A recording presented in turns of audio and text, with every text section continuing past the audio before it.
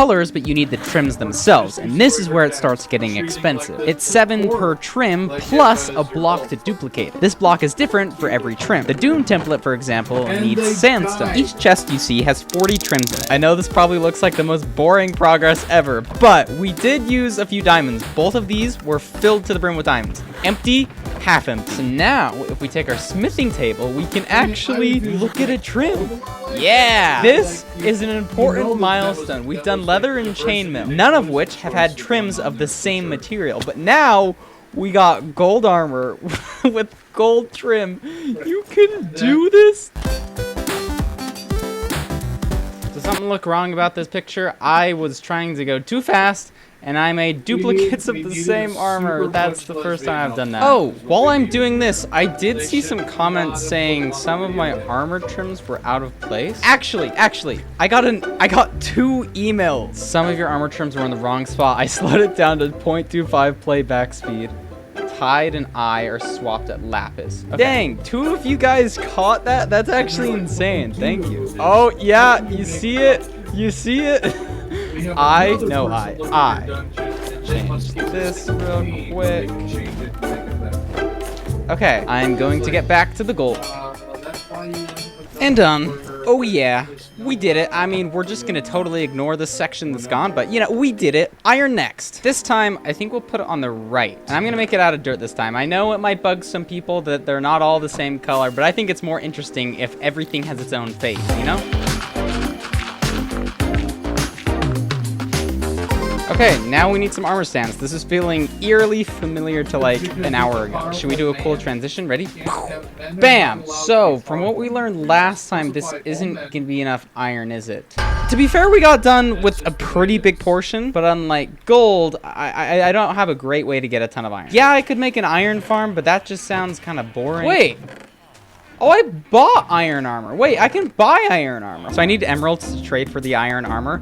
Look how many of these guys there are down here. Bro, look at all of them. Look at all of them. I just need to kill one guy. Come here. Killing the banner pillager gives me the bad omen effect, which allows me to farm emeralds. I then use the emeralds to buy the iron armor.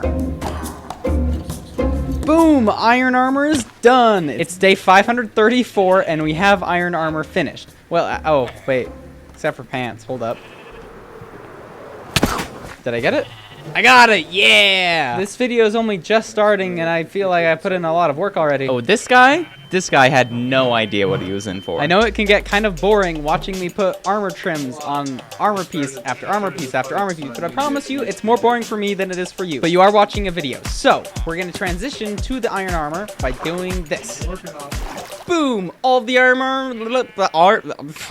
armor. That's how you speak, Parker. All of it's done. Well, except for the netherite section, but we'll forget about that for now. So that's gold done, iron done. I was thinking about putting diamond on the left-hand side, but I kind of have all of the chests full of diamond armor over here, so I think we'll add it this way.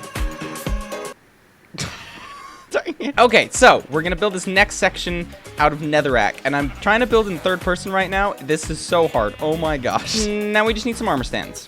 Cool transition, hopefully that was somewhat interesting. Last thing to do was to apply the trims. All right, are you ready for the coolest time lapse you've ever seen? Oh, over here. Well, get trolled. It's not the coolest time lapse you've ever seen. I definitely forgot to record the time lapse of me putting on the armor trims, but here's some cool footage of me mining diamonds. I did this for like a month and feel like I showed none of the work. Boom, diamond armor is done. It was actually pretty fun. I streamed this whole thing. I don't ever stream. The big problem is netherite. I kind of skipped all the netherite on diamond, iron, and gold. Well, I mean, we have 2 slots on this, but that doesn't really count. So I kind of need a good way to get netherite. We have like 15 ancient debris, some other stuff over here. Altogether, we have 30 netherite, which like isn't bad, don't get me wrong, but it's not anywhere near what we need. And as much as I like using beds to find ancient debris, I have a feeling TNT might be a bit more efficient. I'm not entirely sure though, so I want to do an hour test, see how much ancient debris I get from bed explosions, and see how much I get from TNT. But I only had 2 TNT, which is definitely not enough for an hour. So I pulled up good old Google and researched creeper farms. The design I went with is by Shulkercraft. It says it gets 3,100 gunpowder an hour, but but it takes kind of a few resources to build. Okay, you guys see how it's 10:43 p.m.? I want to try and finish this before like midnight so I can go to bed and then wake up in the morning with stacks of gunpowder. One of the bigger things is I need 2,000 blocks, and I know a lot of people like to use like a clean, cool looking type of block, like maybe smooth stone. No, we're going netherrack, maybe a bit of dirt, honestly anything to fill in the space. I don't really care how.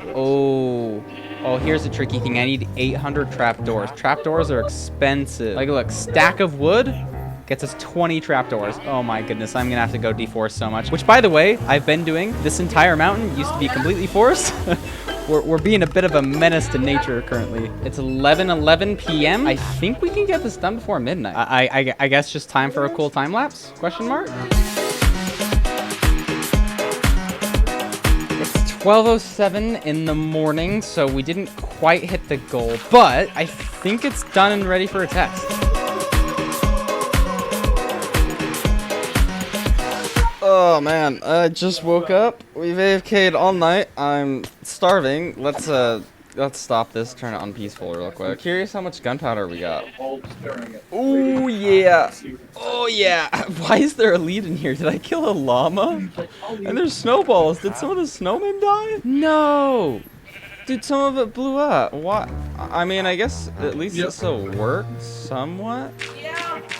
We do have gunpowder, but I now need an equal amount of sand, which is, I should probably find a desert on the way back. Or, I mean, a beach? I have a tactic that I saw in an Ethos Lab video. I'm not sure how well it's gonna work, but instead of mining sand, he blows it up. And I think, how much does one TNT get us? One TNT gets us 2 stacks of sand. Okay, that's definitely worth it, right? What if I put it like 2?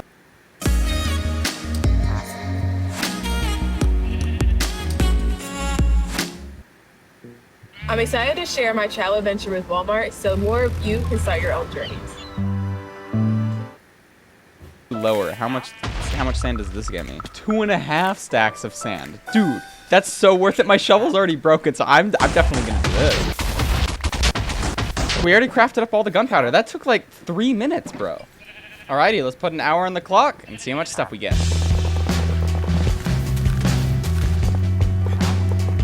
1 hour of TNT exploding, and we have a stack and 46 ancient debris. Honestly, not as much as I was expecting, but hopefully it's not too bad. Now, for the 1 hour of bed exploding.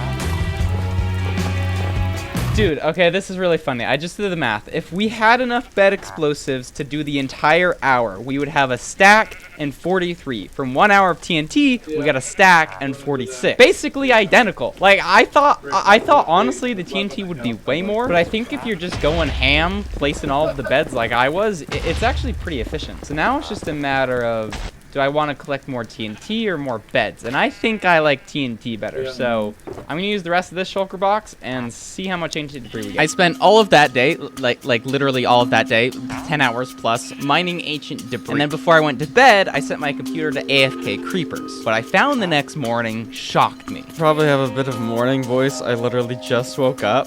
But do you see all of this gunpowder? Do you see all of this gunpowder? So I crafted it all up and went back to the nether to continue mining. I basically spent every waking minute mining netherite, and I really came to hate lava ravines. They're everywhere in the nether. You have to mine around them to explode TNT. So sometimes I would literally just fly through the lava ravine up into the air and then just try and find another place. One of the coolest things I found while mining ancient debris is if you have a pickaxe with mending on it and you're absorbing XP, like via TNT, you physically cannot mine a block. Dude, I just can't mine. That's so fun. I always made sure to mine the blocks behind netherite because there's a good chance there's extra, but throughout these long hours, I got a bit reckless and came close to death several times. Holy crap. It has been like 6 hours, and I have a pretty solid amount of ancient debris. Look at this. 1, 2, 3, 4, 5, 6, 7 and bits. I honestly thought I had more than that. But I'm also at negative 10,000 on my coordinates. I'm not gonna fly all the way back. So even though I have 208 levels, I think this is more valuable for my time.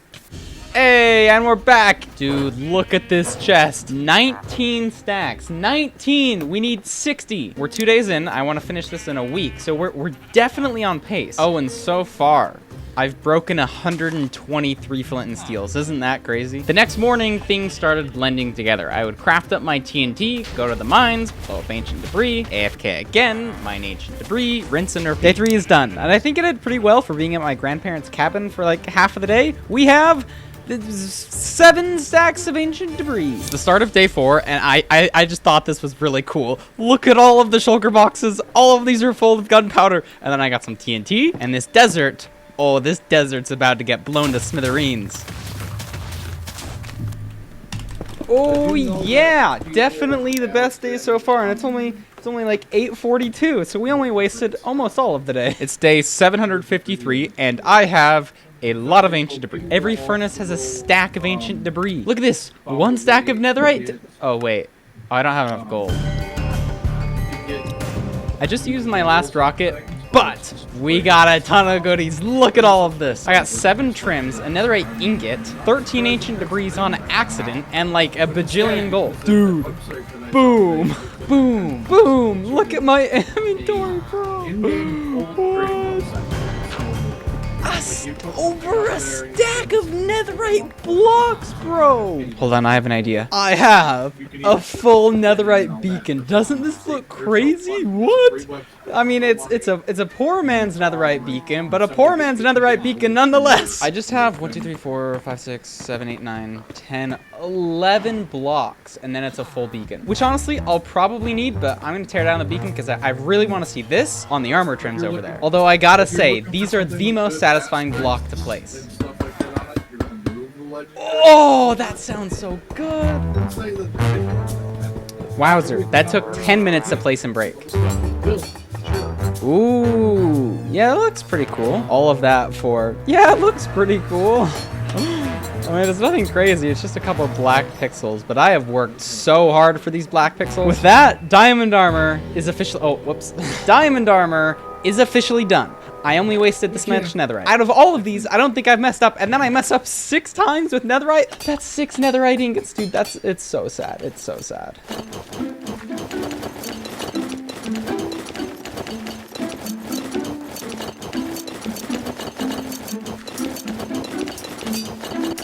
Dang, so diamond, iron, leather, and chain are all done. All throughout applying the armor trims, I've had to gather an assortment of blocks, like purpur, because you use purpur to duplicate a small section of the trim. Also, yes, this is when I filled in that messed up section on the gold. Gold is finally done. Now we move on to the hard part.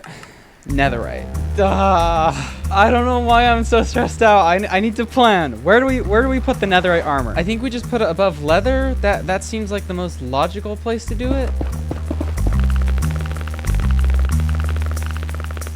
Wow, we are really getting high. Holy. Problem I forgot about, to make the netherite armor, we need this amount of diamond armor. So I went back to villager trading only to realize one of them had died. So I infected them all with zombies and then cured them. This way I just get lower prices even though I have less villagers. And it totally worked out. Hey. Dude, you're messing up my time lapse, sheep. Oh my god. And I missed it. And I missed it. I missed it. Oh, and there's the last one. Okay, that was convenient. Oh, yeah, it's cheap now. So now that we have some diamond armor, I want to see what it's like applying netherite. Because believe it or not, we haven't made any netherite. Is this how? Ooh. Da da da da. Why did I make pants first? I don't know. Yo, we got the achievement after 762 days. Just 160 more to go. And for every piece of netherite, we need a smithing upgrade. Are you ready for a magic trick I call watch all of my diamonds disappear? Boom, bang, pop, boom, all the diamonds are gone. And we have 6 stacks of netherite upgrades. Wow, that was crazy. We are making progress, slowly but surely, that tiny sliver of netherite. For the next hour or so, my life was buy diamond armor, disenchant it, apply netherite, and put it on the armor stands. We don't have all of the netherite yet, but all the diamond armor's bought. We're like 75, 80, maybe 85% done. After another full IRL day of grinding, I finally had enough. I'm out of gold? What? How There's no way I'm out of gold again, bro. What? I mean, I know this project's massive, but I didn't think it was that massive. Bastion spotted. And gold. Lots of gold. Bum, bum, bum, bum. 31 blocks of netherite. That's gotta be enough, right? Oh my gosh, this is crazy, bro. I have a stack and 26 to spare. Not really though, because we still have to put netherite trim on netherite armor. This is actually the thing I've been most excited for. Like, can you imagine what it's gonna look like? It's gonna look so dumb.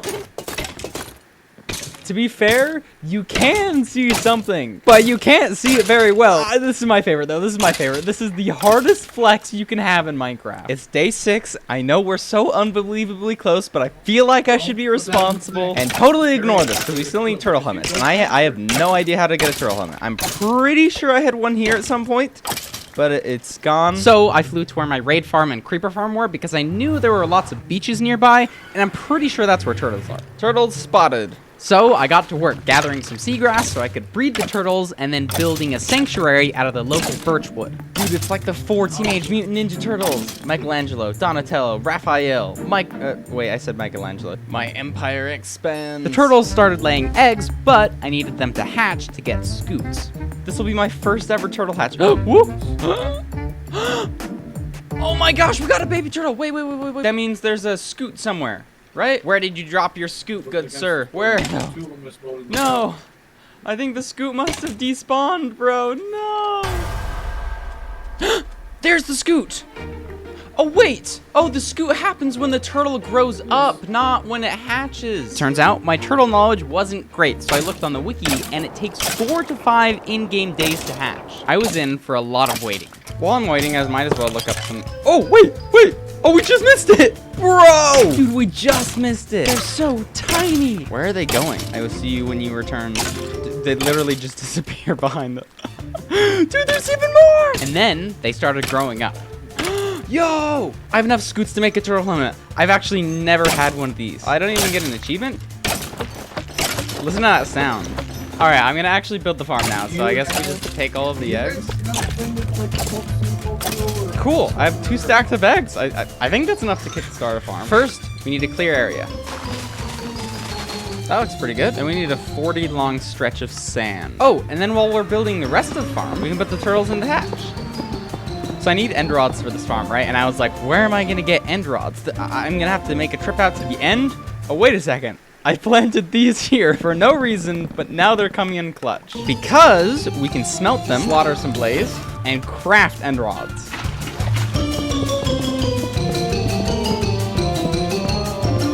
Okay, that's the farm done. Well, I guess we need to add a chest, but adding a chest is easy. Boom! Now the farm's done. So I think we just wait for these to grow. Yo! We already got turtles. They're lined up perfectly too. What the heck? We got more. Holy!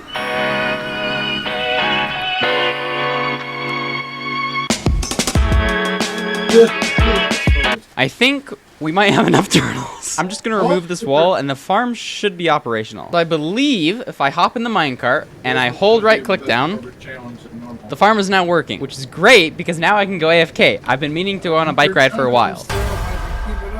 We don't talk about the sound that you're hearing. This farm doesn't suffocate turtles. Nope.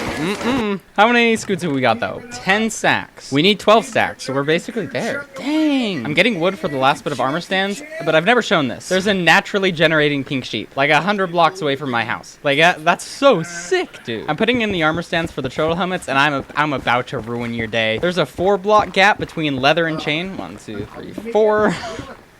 And a 1, 2, 3 block gap between iron and leather. And I haven't noticed the entire time. We're rolling with it though, because I am not moving all over. This was by far the worst part of the recording. Not because it took a lot of time, but because I had to craft 50 of each armor trim to finish turtle helmets and netherite armor. I'd spent a month mining diamonds and had a full chest of diamond blocks after all. I thought I had done my math over and over, but as time went on, I began to realize. Imagine if I didn't have enough diamonds for all of this. I would like cry. I thought I had more than enough diamonds. I might not have enough diamonds. Oh no. Dude, please tell me I have enough diamonds. Yeah, That's great because it gave me a bunch extra. I wouldn't have gotten nearly as far. I was short 13 stacks of diamonds. Well, I guess there's nothing to do but go mine. And here the machine is, right where I left it, with all of the lava that I thought I wouldn't have to drain. Ah! It was 10 or 11 o'clock at night at this point, and I wanted to do anything else but mine diamonds. But this was what I signed up for, so I got back to work, and it was strange knowing this was the last time I would use the machine. My last time pressing that note block. Last time watching that TNT. It was finally about to be over. Oh my gosh. Please, I just need 10 more. I can make 9 more! Are you kidding me? I'm 1 short, bro. Surely, I need 6 diamonds. Surely I have 6 diamonds somewhere. Surely. Oh, there's 1. Oh, wait. Aha!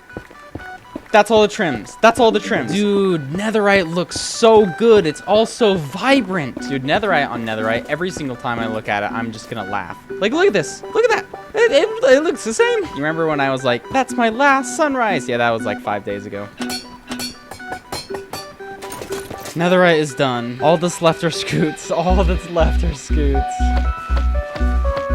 Award for most blended in goes to this helmet. Look at that change. Isn't that crazy? Dude, it's the last 10 trims. Oh my gosh. This is the last amethyst trim I'll ever do. Last netherite I'll ever do. Lapis, iron, diamond, quartz, redstone, emerald. And last but not least, copper turtle helmet. I'm done. Oh my gosh! Dude, it looks so good. Oh my gosh, dude. You know what? It seems only fitting that I take my diamond armor. Yes, I've seen the comments. I haven't upgraded to netherite. We're gonna use netherite trim on netherite armor because that's how you know somebody's put a ton of work in. I'm out of the diamond upgrades again. And as the sun's setting, we're done.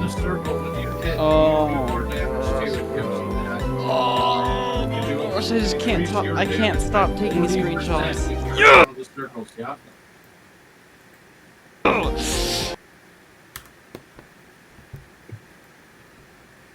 It also prevents you from taking damage more.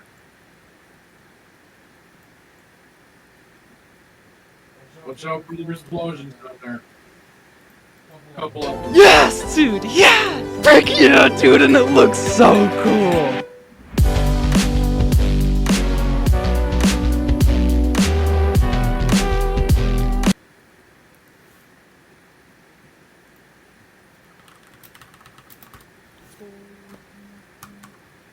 We saved them all.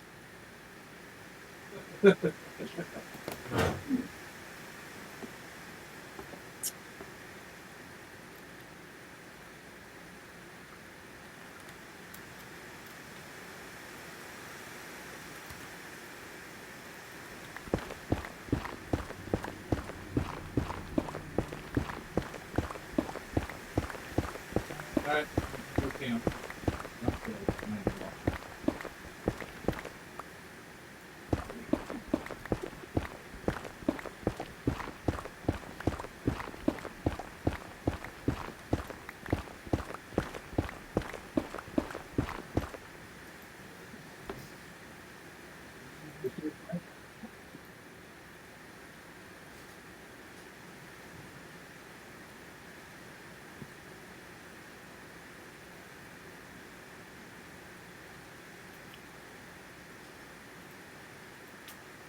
This is the only set of netherite armor on the server that's designed with one of the rarest trims in Minecraft, the silence trim. And this is the story of how I put everything on the line to get it.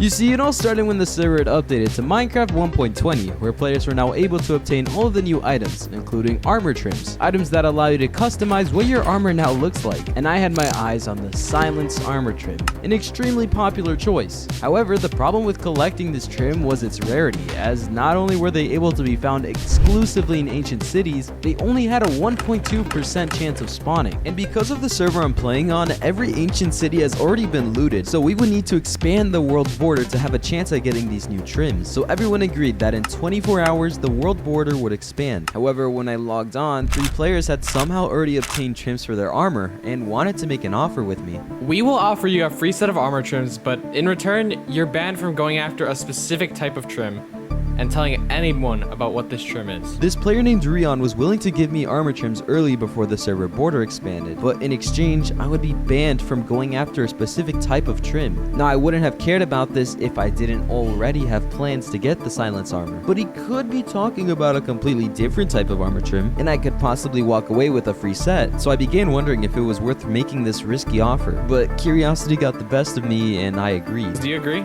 to the deal? Yes. Well, now that you're silent, you can't get the silence trim.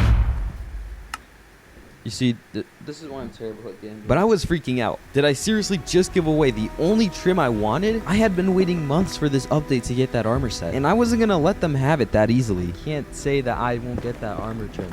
I want to end this season. I want to end this season wearing that armor set, bro. What do we think, guys? We can't promise anything right now because our plans, but if you can stay off it for like a week, we'll think about it, and you might be able to end the season with that trim, okay? Rion told me that all I needed to do was wait 7 days, and then I could go after the armor trims. But this got me extremely confused. Why make these offers with players if they're just gonna be able to go get them later? Unless they couldn't get them later. So, what you're saying is you're gonna go through every single ancient city and get that trim so only one person has it? We never No. said anything about that. As soon as that world border goes down, I won't interfere with whatever you guys have planned, but I'm getting that armor trim, bro.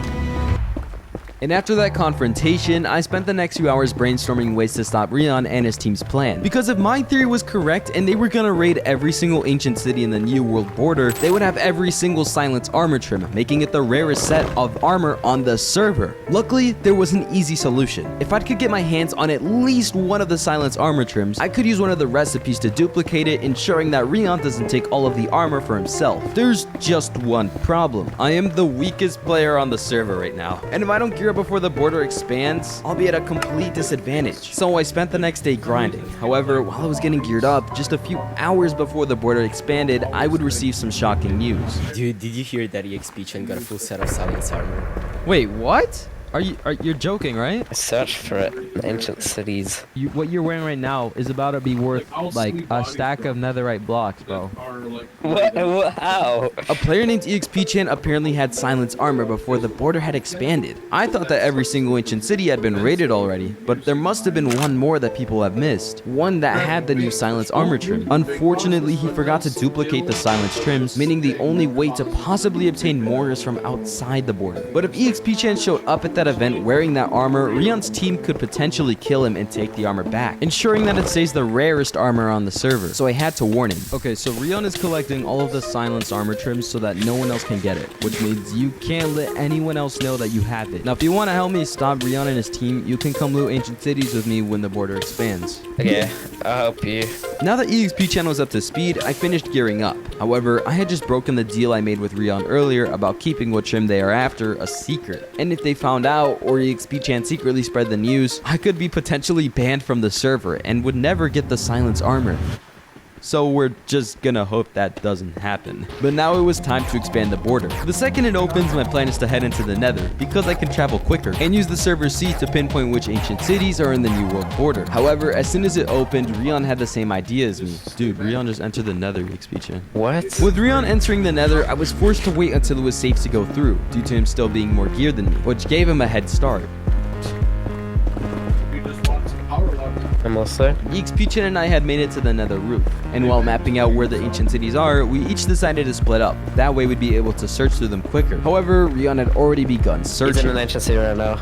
No, I just saw his advancement. so we had to hurry. Even though the probability of getting the trim is 1.2%, all we need is 1, and the existence of silence armor trims are saved. But after hours upon hours of searching, we found nothing, and unfortunately, EXP Chan had to go. But as I was planning to go to bed, I noticed Rion was still online, gathering the armor trims, and there was still no guarantee I could get my hands on the trim. I'm so tired of searching, bro. I don't know if Rion was... He's clocking in crazy hours, avoiding touching grass to make my favorite armor trim go extinct. If he does that, then GG's. I'm tired. I'll do some more searching in the morning, but if I can't find any then, I give up. So the next morning after waking up, we continued looting more ancient cities. However, I began realizing that Rion had already been to a lot of these. And after narrowing it down, there was only one last ancient city that hadn't been visited yet. If there is not one armor trim in this ancient city, it's over. Please, please, please, please, please. We just need one. We just need one. That's all we need. You get any luck yet? I got it. You got a trip? Where are you? Where are you? I swear to God, bro, if you're pranking me right now, I'm gonna never forgive you for this. Go for that chest, bro. Oh my God. Yes! Dog, we had found the silence armor trim. After countless hours, we had done it. And after duping the trim for my own armor, I knew that as long as we held onto this last armor trim, there was no way that Rion could take it away from the server. However, EXP-chan wanted to quickly borrow the silence armor trim so that he could dupe some on his own. Okay. Why did this kid leave the call? Oh. Bro. EXP-chan! Bro, he left the call! Oh my God, I can't run.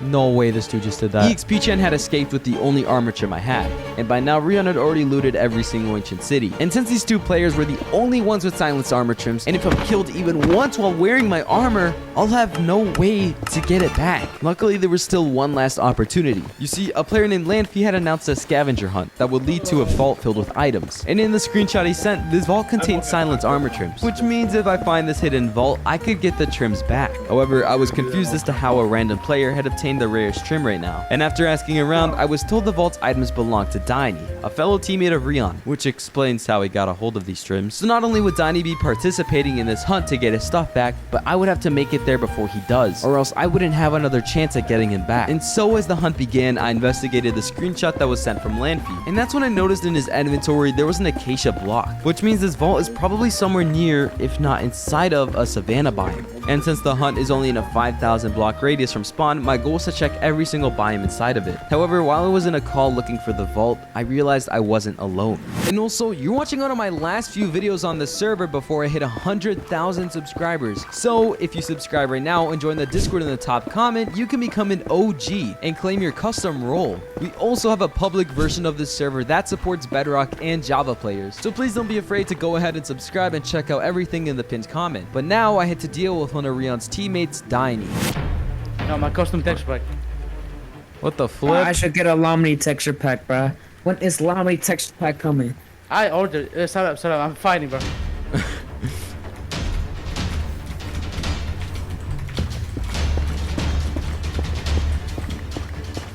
Nah, Oh man, my God, bro. I'm done, Back bro. off, bro. How do you even need it for you? You don't know what you're on, bro. I told you to watch out, bro. After that fight, I realized that Daini is going to be an issue when it came to finding this vault, as not only is he stronger than me, but if he gets to the trims before I do, especially since he's Rion's teammate, there's no way he'd be willing to share them with me. So if I wanted to make sure I found this vault before him, I need to slow him down. And luckily, there was going to be a fight between him and another player, and if Daini died, and I could somehow get to where his spawn point was, I would be able to kill him and weaken him just in time for the final hint to be dropped about where the vault is. And luckily, I did this deal with him a few weeks ago, and he had set his bed there. So my plan was to go and camp where his bed was. However, this trade was done a long time ago, which means he could have probably changed where he respawns, so it was just a matter of time. Oh my God, I see him! Wait, I'm gonna kill him. Okay, bro. Sorry. I got him. Wait, Arch just messaged me, come to spawn. Do you think Daini's there? Is he like betraying him or something? Wait, I'm gonna do something funny. I got him. Oh my God, I'm out of here. I got an effect. Oh, he's here, bro. Oh. Bruh. Bro, I told you to help me out. Now that I had killed Daini twice, he not only lost most of his allies, but also had lost his effects. Because on the server, killing players grants permanent positive potion effects, and dying grants you a negative effect, making Daini extremely weak. Which was perfect, because just a day after, the person organizing the hunt for the vault would release the final location. And after getting there, I realized only Daini and Rion were there, which means my plan actually worked. Luckily, I also invited Arch, the person who helped me weaken Daini, so with all of us waiting at spawn, it would only be a matter of time until... It's out. a screenshot. Oh, what? It's out. It's out. Where is it? Pointing directly to where the vault is. If I could match the map I had to the one in the screenshot, I could get to it before anyone else. Unfortunately, I wasn't the only person with this plan. Oh, this guy doesn't have the minimap mod. Where is it? Get it, Tiny. I'm gonna No, be there. I'm literally. Oh, I see it. I'm strip mining because I don't know. That's all I can possibly do. Oh my god, it's right there. I had made it to the location. Within this outlined border is the vault, but players were already underground searching. And with Diney saying it was straight ahead from where he was, I followed his name tag and tried to cut him off. See it with my mini map. Oh my god. I'm going to it. I can see I see it. Diney's name tag. I'm mining ahead of him. No, you're not. No, I'm so close. Oh my god, I can get it. I can get to it. I'm almost there. Yes, I mean, I'm fast in. Oh my god. No way. Oh my god. Oh, I got him out. Arch and I had made it to the vault. And as he had taken all the valuables, I had collected the 5 trims. But Diney was right behind me. Oh, stop. Okay, listen. Let's make a deal, bro. Two. What did you get? I got what I needed. Oh, No way. oh, Leon. Ah! Get him! Block it off! Oh my flipping god. None of you got the guys got the piece of paper. Escape. How? There was a hole. No. Oh my gosh. What did you get, Cycles? What did you get? Nothing. Oh my god. After surviving that ambush, I was ready to take the victory and leave, but Diney had one last trick up his sleeves. I don't know if you remember, but I have a little thing. Now come back. No. Now you cannot No. run away from this. No. You can't use this. There's no way you're using this right now. And that's when it all made sense. 4 weeks ago, after a server-wide war, I was at my lowest point, and Diney was willing to give me some gear. But in exchange, I would have to give him an IOU, stating that no matter the situation, I would have to help him or get banned. Banned? Seems a bit excessive. Okay, here you go. Jackets. Okay, here you go. Okay. Thank you, bro. You don't understand how much this means to me, bro. Yeah, no problem. Just in case, it's most likely if I'm getting like jumped or something like that, and I need your help. Okay? Okay, so nothing too big though. No. Okay. Okay. All right. Alright. Thank you for the stuff, Diney. No problem, man. See ya. Bye. Jackets, come back. Oh, go away. Go away. Come back. You remember that? So I'm gonna cast this in right here, right now. Arch is not on my team, so I still have to like somehow deal with that crap. But you right now, run everything up. That's what's gonna make me satisfied. I was there for you when you were desperate. Come on, Shackles. Run it up. This is gone. He's the only person on this server that has that armor trim, bro. I don't care, bro. I couldn't give less of it. Like, come on. No. Run it up. You agreed to this. I'm sorry, you just did. Hold on, I'm gonna finish on going. Everything is in my ender chest. I didn't know you were ready already. Bye, Psychos. Diney had gotten the armor trims. And with all of my enemies in possession of the silence trims, no one would ever get a chance to wear them again. I lost. Until Rion announced the server-wide meeting. I want to play a game. A 10-minute manhunt versus the entire server. If I win, I get every single silence trim that you have in your ender chest and every single silence trim on the server. If I lose, I'm willing to take on any punishment that you guys give me. Rion proposed a deal. If everyone in this room could kill him within 10 minutes, he would give back the silence trims to us, and we would have to give him a severe punishment. But if we couldn't, Diney, EXP Chan, and any other players who still had possession of silence armor trims would have to give them back to him, and he would destroy them. This way no one would ever be able to obtain them again. This was a major risk, but if it meant giving people an opportunity to wear the silence armor, I was willing to accept the challenge. So we all agreed, and the hunt began. Wait, Oh, and he's running. Wait. And he's running. Wait. Okay. Oh, Okay. And he's running. I'm hunting, buddy. We're hunting. Kick his ass! Kick his ass! You're not surviving, bro. Come here! Bro, this is already over, bro. Wait, where is Okay. he? I think we lost him. Unfortunately, I had lost track of Rion and the other players, and apparently he had escaped. But if there's anything I've learned from this server, is that nether portals are the best place to go during a hunt. I need to add Lamni emojis to my stream, bro. Rion's in the nether! Rion's in the nether! He's in the nether? Okay. I got it popped. Why is JJ trying to kill me, bruh? I see him. I see him. I see him. Wait, where? Where's he going? I see him. Where? He's making a little tunnel, bro. Where's he going? He's right here. I'm on him. Go. Oh, no. Go. That's Sam, Danny. Look at the walls. Look at inside the walls or something. I don't know. It's mine. Right here. I just ate the. I just ate my. Get him. Wow. What did I just do, Chad? What was that? Going, bro. Real, what did that do to help you, bro? Matthew, show your full power. It's over, Rion. Give it up. Nah, it's over. Yes! Rion had been killed, and we would be able to punish him however we wanted. We could farm him to 8 negatives. We could take away all of his items. But instead, I wanted to have a chat with him. This entire time, I've just been hunting, not you down, but hunting these trims down, doing my best to make sure that players still have a chance to get them. And I want to know. I need to hear this. It's been bugging me. Why? Why do you want to take silence trims away from everyone? I don't want to take silence trims away from everyone. I don't care if I'm the one that has the silence trims, okay? The problem is the silence trim is loved so much because it's rare, it's hard to get. And I feel like the people on the server are kind of ruining the magic of that. I feel like it's supposed to be this armor set that someone has, whether it's me, whether it's you, whether it's whoever, that shows, wow, they have the rarest set of armor in the game. Maybe we've both been looking at it wrong. The silenced armor trim is meant to be rare and cherished, you're right. But once it's found by that one person, you don't have to go searching for it anymore.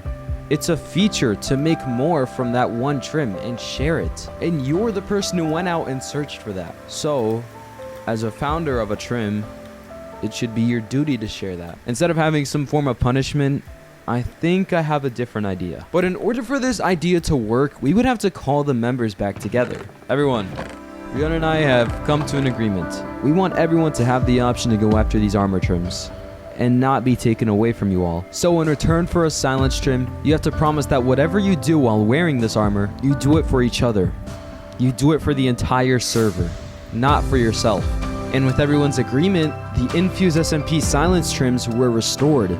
Even though I now have new enemies, I know that I'll be able to face them wearing the armor I love. If you enjoyed this video, make sure to join my Discord and subscribe so you don't miss the next episode of my journey on the Infuse SMP, because this is the beginning of the end.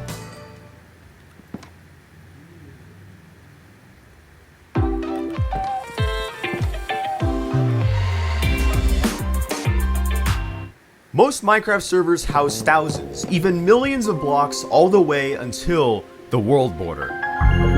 Usually this is 30 million blocks out from the center of the world, but on this server the border is only 2,500 blocks and because of this, almost every single resource has been depleted. There are no more ores left, literally. Every single diamond is gone.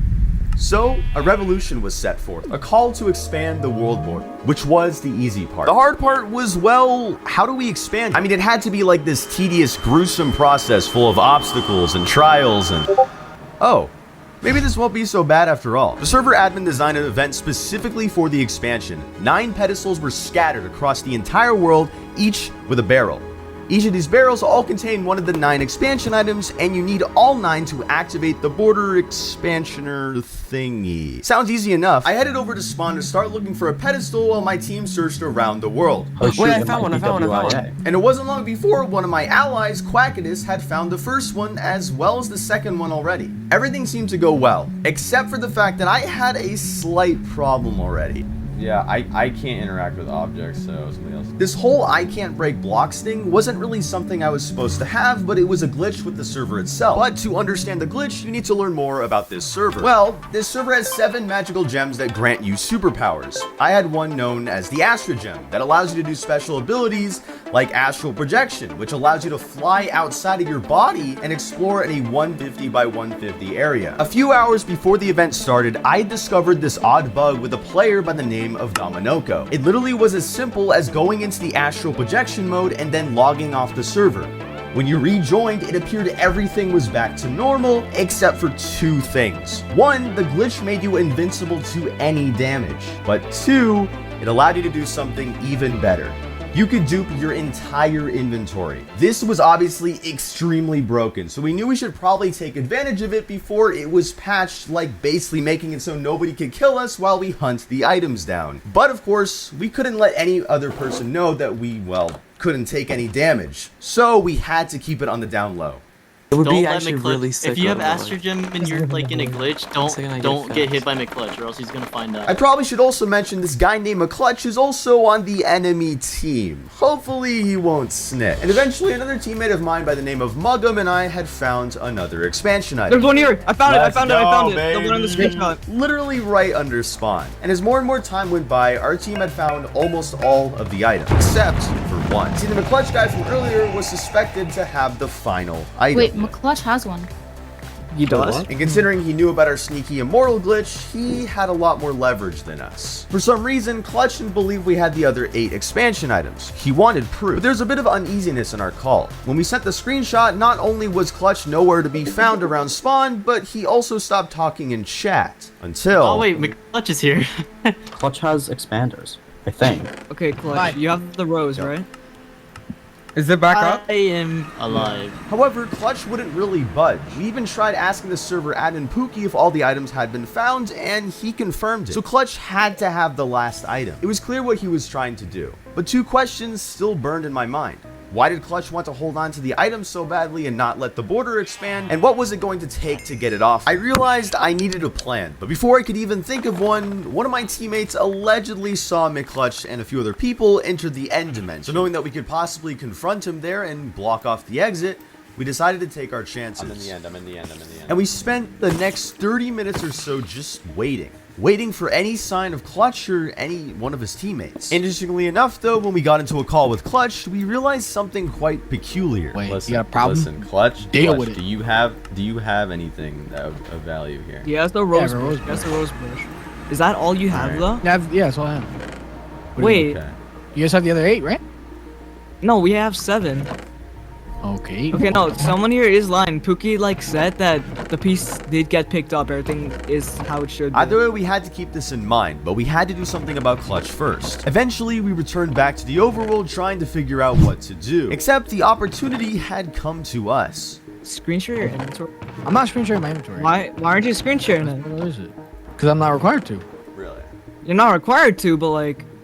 Just because I'm innocent doesn't mean I have to talk, right? Alright, let's put it this way. Drop the items. I'm done waiting. You can kill me. That doesn't mean you're gonna get the items. So you each have You can't eat chest, but you can chest them. You think I'd be stupid to carry the items on me? If I answer your request, who has more power? You will still have more power because you have the item. Welcome, you can kill me, but that is not gonna open the world border. I promise you After that. refusing to screen share his inventory to see if he had the expansion item on him, Muggum had other plans. So do what you want with that information. All right. So yeah, Muggum, this is what you've decided. Good luck with the world border, my friend.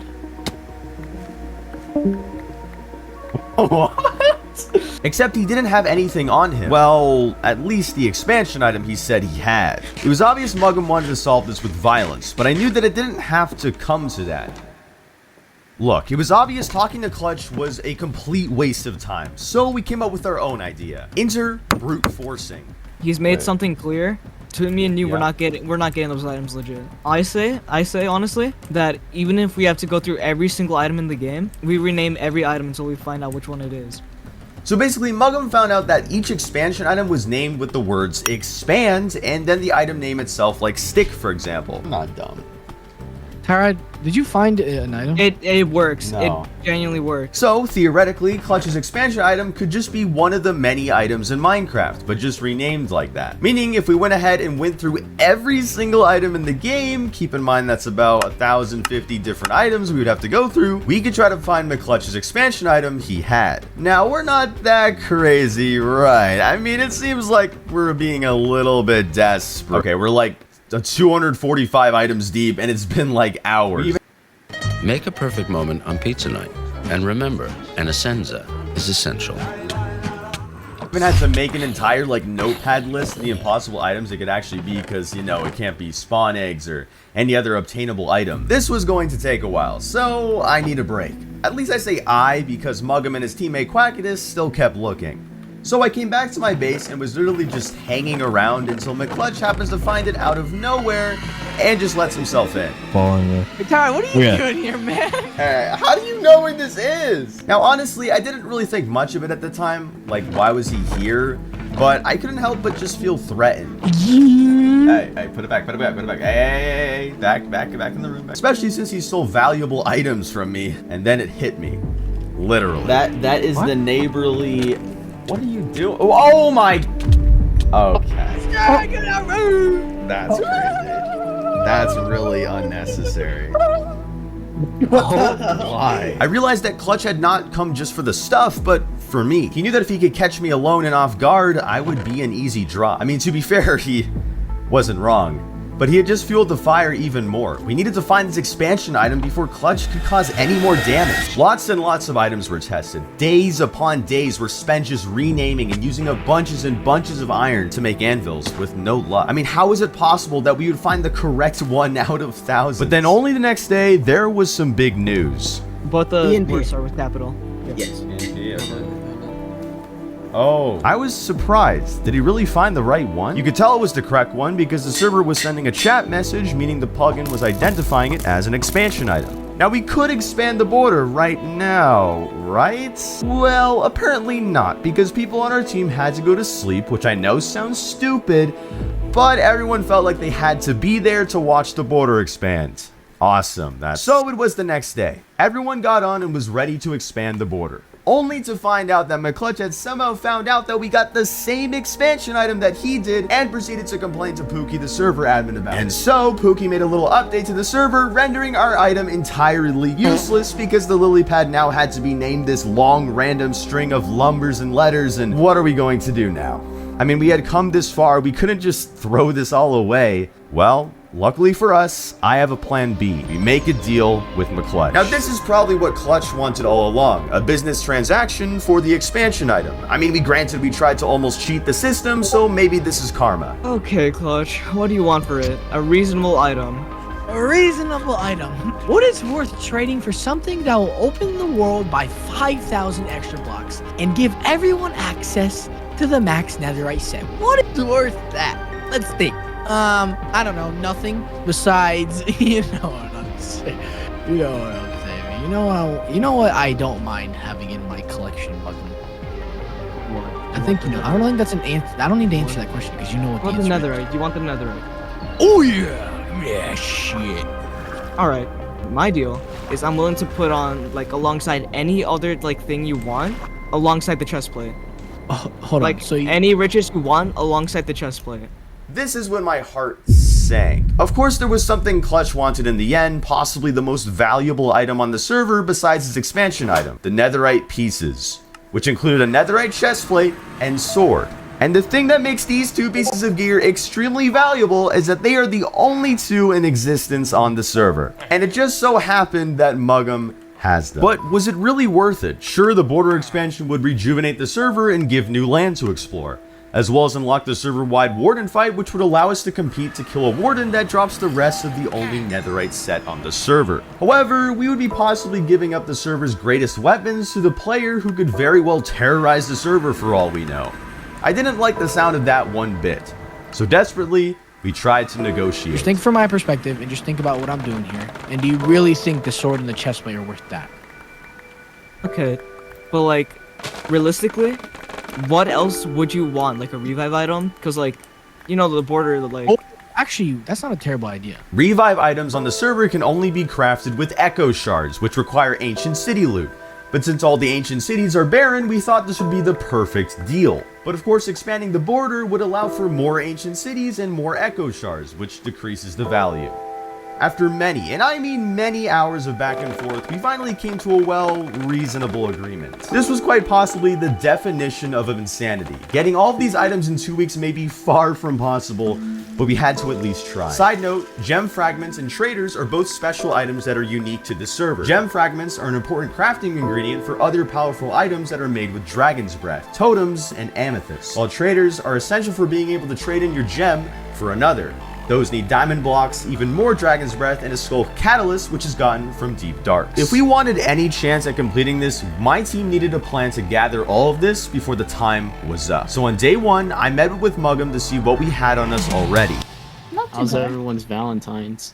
Oh, Not too bad. I'm gonna be honest, I forgot that was today. First item on our agenda was totems, so we traveled a few thousand blocks out and found the perfect spot to make a farm for one. I'm gonna be fully honest, I had no idea what we were building. All I knew was that it was a pretty darn fast totem farm, and with many YouTube tutorials as well as many mindless conversations later, which to be fair made this whole experience a lot more enjoyable.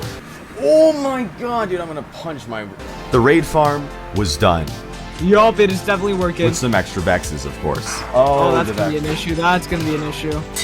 That might be because Tyrod's standing there. Alright, I'm gonna get off. I think it's safe to say we can check off totems. Fast forward to day 5. Most of the other resources were actually quite easy since we had most of them. One of the people I was in call with while building the farm was a player by the name of Ember. She's like the grinder of the server who has literal stashes and stashes of loot. And she was willing to show me in person any super secret location, including gold, even more totems, literally like almost everything else we needed. I couldn't tell if she was just clinically insane or just extremely dedicated, but why even question it? We basically had everything, except one of the fabled ingredients necessary, the cusp of the required items, the 32 blocks of netherite.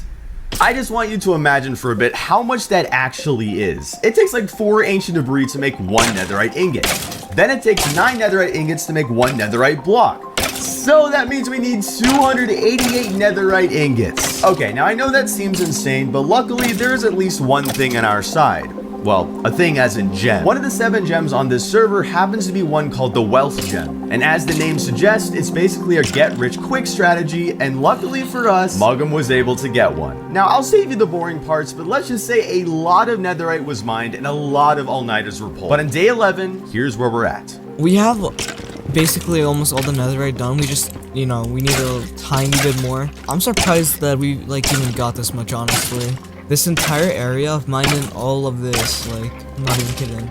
So with just a bit more ancient debris to go, it was time to finish the job. At one point, we were even thinking about duping the ancient debris we had with that Astra Gem dupe glitch I talked about earlier, but we decided to play it fair. All that was left to do was to smelt it all up. I will. That is a filthy amount of netherite. Oh my god. Oh my god, bro. What the f? How much time do you have, bro? We had done it. With a few days remaining, the trade with McClutch was approaching rapidly. Granted, we had everything we needed, but we had some doubts. The netherite pieces Muggum had were just way too valuable, even almost as valuable as the expansion item and all of those items we grinded for. Again, extremely valuable. But at the same time, I really wanted to save the server and get that last expansion item. So I say we should scam the Clutch. Now, I know this sounds scummy, but Clutch made us work days upon days getting stuff for him, basically making us do unpaid labor. We had to get revenge somehow. Our first idea was to use a book ban with a shulker box. Even though I did do this in the past, and honestly, nowadays, everyone and their mother has used it. Simply put, when you fill a shulker box with books that have tons and tons of text in them, it will overload the shulker box with too much data. So when a person picks up the shulker, they will get kicked from the server. And even if they try to rejoin, they will only get kicked again and again. And after setting it all up in a test world, we tried it out. Okay, so I'm hoping this might be the wrong text, but we'll see. Oh my god. No way, bro. Wait, did it work? Did it work? Oh my god. Granted, it did work, but how exactly would this get us the expansion item? Well, during the trade, this hinges on whether or not we can get Clutch to drop the expansion item first, so that once we have it secured, we can give him a shulker box full of the items he requested. Or should I say a shulker box full of banned books. And we can plant the shulker box on the ground before the trade, so that when McClutch meets us at the location we tell him to go to, it'll be as good as banned. Except when we got onto the actual server and made all the books needed, we ran into a slight issue.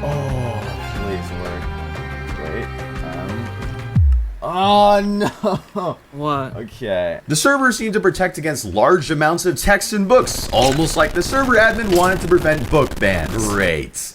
What could we possibly come up with only a few hours before the deal? Fortunately, I do have a backup plan, still having to do with the books. But for now, Muggum and I met up with our other teammate E-Corridor, waiting on Clutch to send us coordinates. Alright, but I don't want you guys following me. However, Clutch was so paranoid that we may try to pull something that he asked us to tell all of our other allies to log off for now. Luckily, the cords were swiftly sent after. When we originally made the deal with McClutch, we decided to possibly write some form of contract that he has to sign in order to make the trade. Alright, yeah, we need to do some like contract. Hold on. Alright, you guys can write it because I don't have a book. Except this would allow us to write a hidden clause in. Yes, we'll have the regular contract explaining what items we have to give for the expansion item, but what if we sneak a little phrase in there saying we don't have to give the netherite pieces up? We decided to take a bit of precaution first and ask McClutch to store any items he had to use to escape after we gave him the goods. Then it was time. Wait, I have to sign them? Why do I have to sign it? I don't want to wait, isn't there like a glitch where like if you open the book it bugs you out? Really? He thought we were trying to book ban him. We would never. I don't want to turn the page, you turn the page on the screen share. Bro, you are actually... What do you think, you trapped the book, bro? I was nervous though. We could easily get scammed and I didn't know if it was even worth risking it. But realizing this may be very well our only shot at getting the last expansion item, we reluctantly agreed. 32 tokens. So in here, that's like basically everything. Here are the totems you requested and a slight bit more of them. You want the cords now? Okay. Yeah. Yeah. Alright, I'm gonna message them to Muggum. Send in the group chat. Just send in the group. With Clutch seeing our part of the deal, he gave us coordinates to the location of the item. While Muggum stayed with Clutch, E-Corridor and I started venturing out, hoping Clutch wouldn't try to kill Muggum or do anything scummy. Alright, if I leave you here with them, me and your corridor go, like, he scams us, you're screwed. As we neared the destination, I could only hope that the expansion item was actually there. Or it was quite possible this whole charade was one big trap. Oh yeah, Muggum, one problem is like, what if Tyrant and Igor to go evil mode? They just gatekeep there. However, it was only a matter of time before Clutch realized there was something off. Finding out the netherite pieces were never in the shulkers we gave him. Hey, where's the armor, kid? What? Muggum, where's the armor? What? You already gave the coordinates. I mean, you still got a ton. Let's be real. And let's just say Clutch wasn't too happy about that. He's going to the item, by the way. The pressure was on. We had to get there before him. And luckily... I got it. I got it. I got it. Let's go. Wait, did you genuinely get it? Did I you got genuinely it. get it? I got it. Let's go, E! Let's go! I got We it. then decided to call up our team in victory to give the good news. We are finally ready to expand the world border and save the server once and for all. But this victory would soon come to a screeching halt. There was no possible way we still didn't have all the items, but we did decide to make sure. Wait, what am I missing? No way you're missing something, Muggum. No. Wait, there's 8. Sword. Oh, okay. This is when it hit us. The Expand Sword. One of the expansion items that our teammate Quackitus found when he had first started the hunt, which apparently Muggum didn't have, but Quackitus himself still had. Whoops. Yeah, no, you have the original sword then. You have the original sword. Yeah, but it doesn't work. Why doesn't it work? It might because it's in... No, that's No, because it worked last time. No, it worked well enchanted before. Remember that Astro Gem dupe glitch from earlier? Apparently Quackitus had accidentally duplicated his entire inventory with it, including the Expand Sword, meaning there could very well be 2 still in circulation. Meaning there was a chance that we had the fake one, aka the duped one. And that very well could be the case. I had Astra. I got the sword in normal form, in normal like freaking form. Rolly, got me Shut your bitch. Everything was on the line here. We had to figure this out. Luckily, we did have proof that we had the original Expand Sword. Yo, hello? Bro, we had the original sword. We have video proof as well. Groovy Where's being the proof? goofy Give right it. now. Huh? He said give it? Give the proof. Did you hear that? Did you hear that? He said I have a sword, I right? didn't hear anything. No, he said expand sword. I'm just... Yeah, look, Oh. expand Bingo. sword. That's my sword. Shooting and mending. That's the one that I have. My heart dropped. The person in the call was Will, a player who was with McClutch, and he had just admitted to having the original Expand Sword, meaning the one we had was the duped one all along. We tried and tried to prove that ours was real, but it was going nowhere. This argument was lasting forever. Eventually, Will proved it The himself. sword.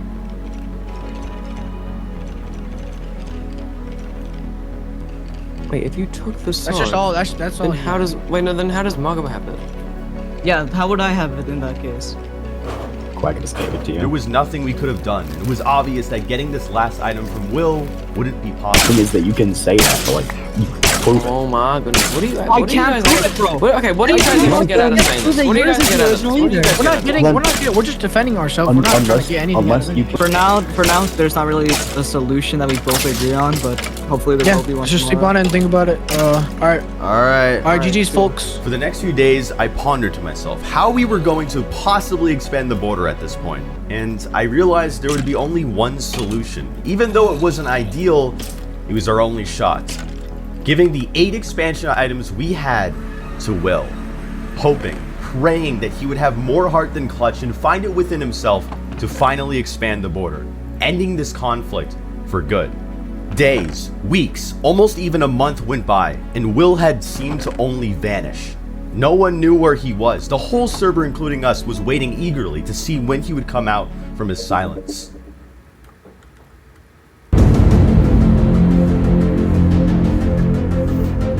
Until finally, a date was set, the coordinates were given out.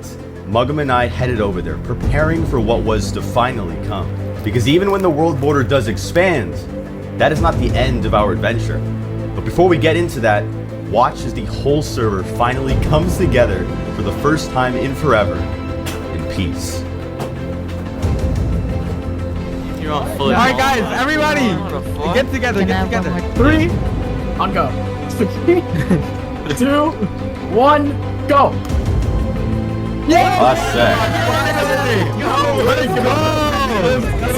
Unfortunately, that peace will not last long. In just 10 minutes, the whole server will fight a warden. But not just any warden, a warden that drops the last pieces of netherite armor on the entire server.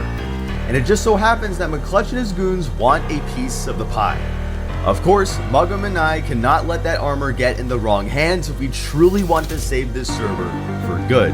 And it just so happened that weeks before the event, we had practiced for this, since, you know, wardens aren't really the easiest mobs to kill while trying to kill other players at the same time.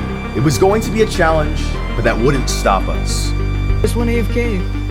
Oh! Warden spawned. Oh my god. Even though we were at the opposite side of the world, we still made our way over to where the warden spawned, even if there was a good chance it may already be dead.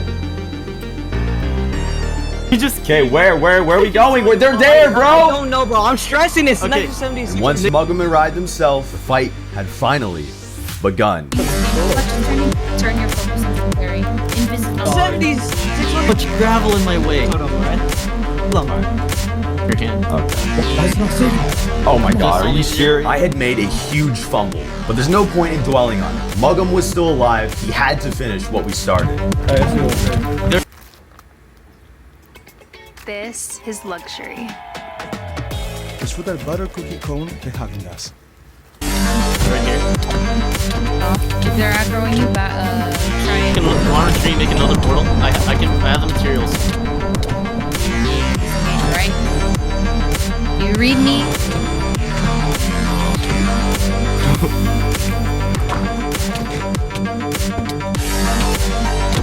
Oh no, someone's in another. Yeah, we might be able to come over in a second. Poopy's low. Alright. I'm on him. Alright, you guys are assisting each other. Stay together. Work together.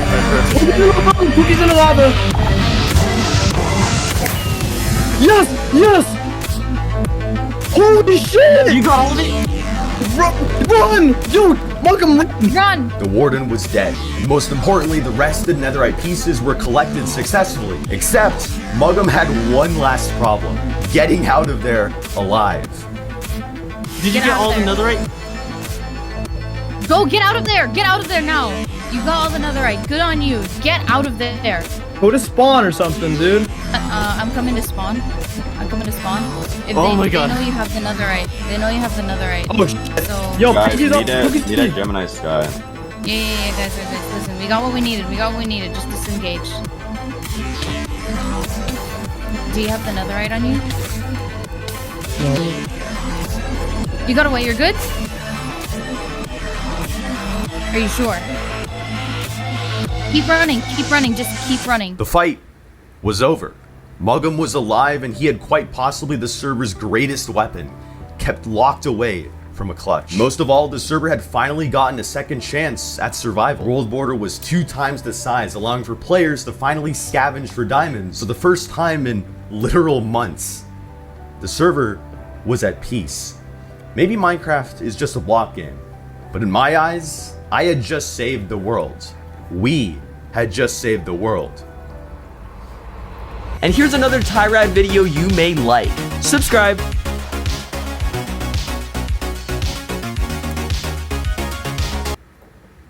Blue axolotls are the rarest mob in Minecraft, but there's a chance that these axolotls make one. Oh, okay, well, never mind. Some YouTubers have gotten 100, even 200 blue axolotls, but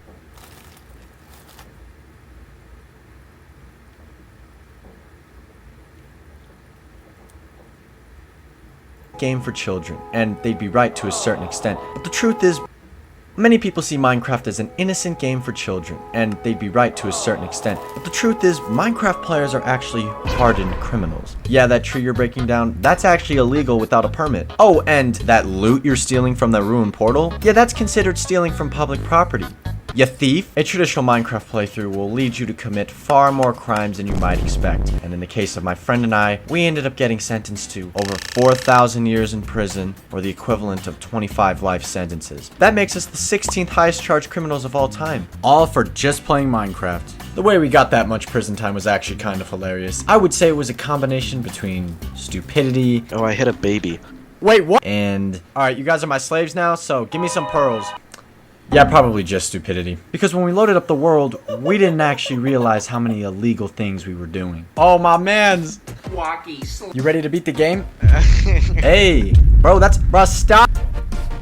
Okay, wait a minute. I think destroying a tree is a crime. I don't think we can do anything. Bro, for real, I feel like just standing here, we're committing a crime. 30 seconds after spawning into the world, my friend and I had already committed 1 count of assault, 2 counts of illegal logging, and, yeah, just standing in the world in the first place is also a crime. Indecent exposure. You can't walk around and stand in public naked. For those of you who didn't know that. So we were already on the hook for 5 years in prison, but things were about to go on to a whole nother level when we spotted a village in the distance. Okay, you know stuff's about to go down at this village. How do we even approach this? Would it be trespassing if you, like, win? Oh yeah, the second we walk in is trespassing, and then we want to try to go get the loot. What's up, bro? You mind if we come in? Go fuck yourself. Hey, he said yes! Fuck! Bro, I didn't mean to hit you. I did not. Bro, you want some bread? I do want some bread. You know I'm taking this bed too. Alright, getting up to stealing. Oh. Yo, you guys did not see anything. Just look away. Are you serious, my brother? Oh, what's wrong, buddy? You rolled up all tough? Now look at your dumb ass. Okay, that's probably first-degree murder. Okay, I need some more stone. So back to this house I go. You know, why go underground when you could just absolutely destroy a villager's house? In the 5 minutes we were in this village, we had committed... Oh my god, this is a lot. 2 counts of first-degree trespassing, 1 count of aggravated assault, 5 counts of breaking and entering, 2 counts of first-degree murder, 2 counts of vandalism, 2 counts of robbery, 2 counts of illegal possession of a weapon. Yes, we're not legally allowed to carry swords, and 4 counts of armed robbery. And all of that landed us with 222 years in prison, plus 2 life sentences. Yeah, we weren't even 5 minutes into this playthrough, and we are already in the top 50 for the highest charged criminals of all time. With this level of criminal activity, we are already considered the worst humanity had to offer, but oh boy. Yeah, this was only the surface level of what was to come. There's another village! Brother, come here. Okay, this village is looking promising. Finding this second village was definitely a unique situation, because on one hand, we were really excited to get all of the juicy loot and resources from it, but on the other hand, our criminal record was definitely going to take a big hit after this one. See, every single house you walk into in that village, we were going to catch breaking and entering charges. But since it was at night, the charges are way more hefty. Instead of 10 years in prison, it's 20. Why? Why would that be a thing? Lawyers in the comments, please enlighten me on this phenomenon. But then on top of that, if we took anything from a house, we were going to get hit with robbery charges. But not just basic robbery charges, which only hold like a 3 to 5 year prison sentence. We were going to be hit with armed robbery charges because we were carrying swords. So every house we walked into in this village was going to hold about a 40-year prison sentence. And let's just say we robbed a lot of houses. Alright, baby, let's go. Get this loot. Oh, a smoker. You know what? Stealing home appliances? Not a problem. Oh, another chest. Bread. Hey, I got pants and shoes. How did you find this before me? No. Bro, I'm out here half naked. Beat him up. Beat him up. I'm robbing this guy's change. 5 emeralds. We making it out of the trenches. Yes, Oh, this guy's sleeping. Get your ass out of the bed. I'm taking this. Have a good day. You got some armor already, my boy? yes, bro. This is when we started to fully realize that literally everything we did in this game was going to be considered a crime. Even the animals I killed for food, that was technically illegal because I didn't have a hunting and fishing license. But while we might have been qualified for the FBI's top 10 most wanted criminals list by now, our Minecraft playthrough was actually going pretty good. We had just found 2 villages, we had a decent amount of loot, and my friend Carl had just spotted a ruined portal. See a ruined portal. Wait, where you at? Where you at? I'm at like about 300, 250. Oh, this is a cracked nether portal. Can I make that water jump? Alright, I can. Bro, bread is so bad with saturation. No! No! Almost went down that hole, bro. God, this takes so long to break. It takes like 90 seconds. Here, I'll start cooking dinner right now. Jesus. You broke it! Yes, finally! Bro, this has got to be the fastest I've ever made it to the nether. For 2 bad Minecraft players like Carl and myself, lighting up a nether portal 20 minutes into a Minecraft playthrough was a pretty big deal. So we were pretty excited about that, but it also came at the cost of some more prison time. See, ruined portals, shipwrecks, any other structures similar to those are technically public property, owned by the government. So us walking into that ruined portal was first-degree trespassing. And then us stealing loot from the chest, yeah, that was going to be stealing from public property. Oh, and we also defaced the portal. Doug, don't go in the nether yet. We're kind of underprepared. Bro, I'll be fine. No, you say this every time and you die. Oh, we spawned right next to a bastion. Oh my god, you're gonna die. This is bridge, bro. Oh, that's so many brutes.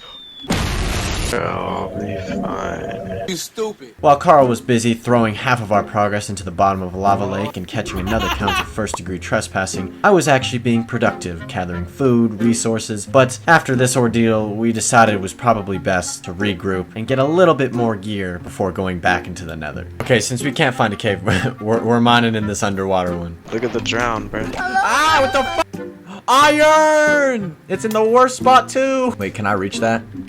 Oh, I can reach one piece. Float down to me. Come to Papa. Wait, what? Bro, it's a trident drown. Oh my. Wait, no. Ow! Kill her. Ah! Dirty, dank little hole. I'm stuck. This game's fucked. I'm on 1 heart. Carl, kill it! Carl, kill it! Woo! Okay. How the heck do we survive that, yo? Alright. Come through my door, man. I'll come through your door, bro. Any day. Oh, it's a nice cozy spot. Alright, I need some more stone to make furnaces. Do we have any fuel at all? I can go get some right now.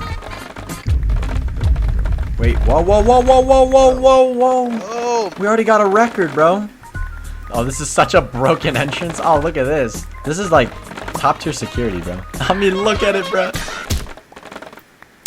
Did you just bludgeon me with that pickaxe? While gearing up to go to the nether again, we had a few more run-ins with the law. Apparently it's illegal to mine ores that you find in the earth because that's property of the government. And then also our hidey hole that we made in the cave, that's also illegal because we're modifying public land. Like I said earlier, everything you do in this game is a crime. Oh, and then I can't forget Carl's assault and assault with the deadly weapon charges. Alright, let's go to the nether, my boy. Oh my god, that is a lot. We've tried. Oh! I'm gonna iron golem then. You gotta get low. I'm pretty.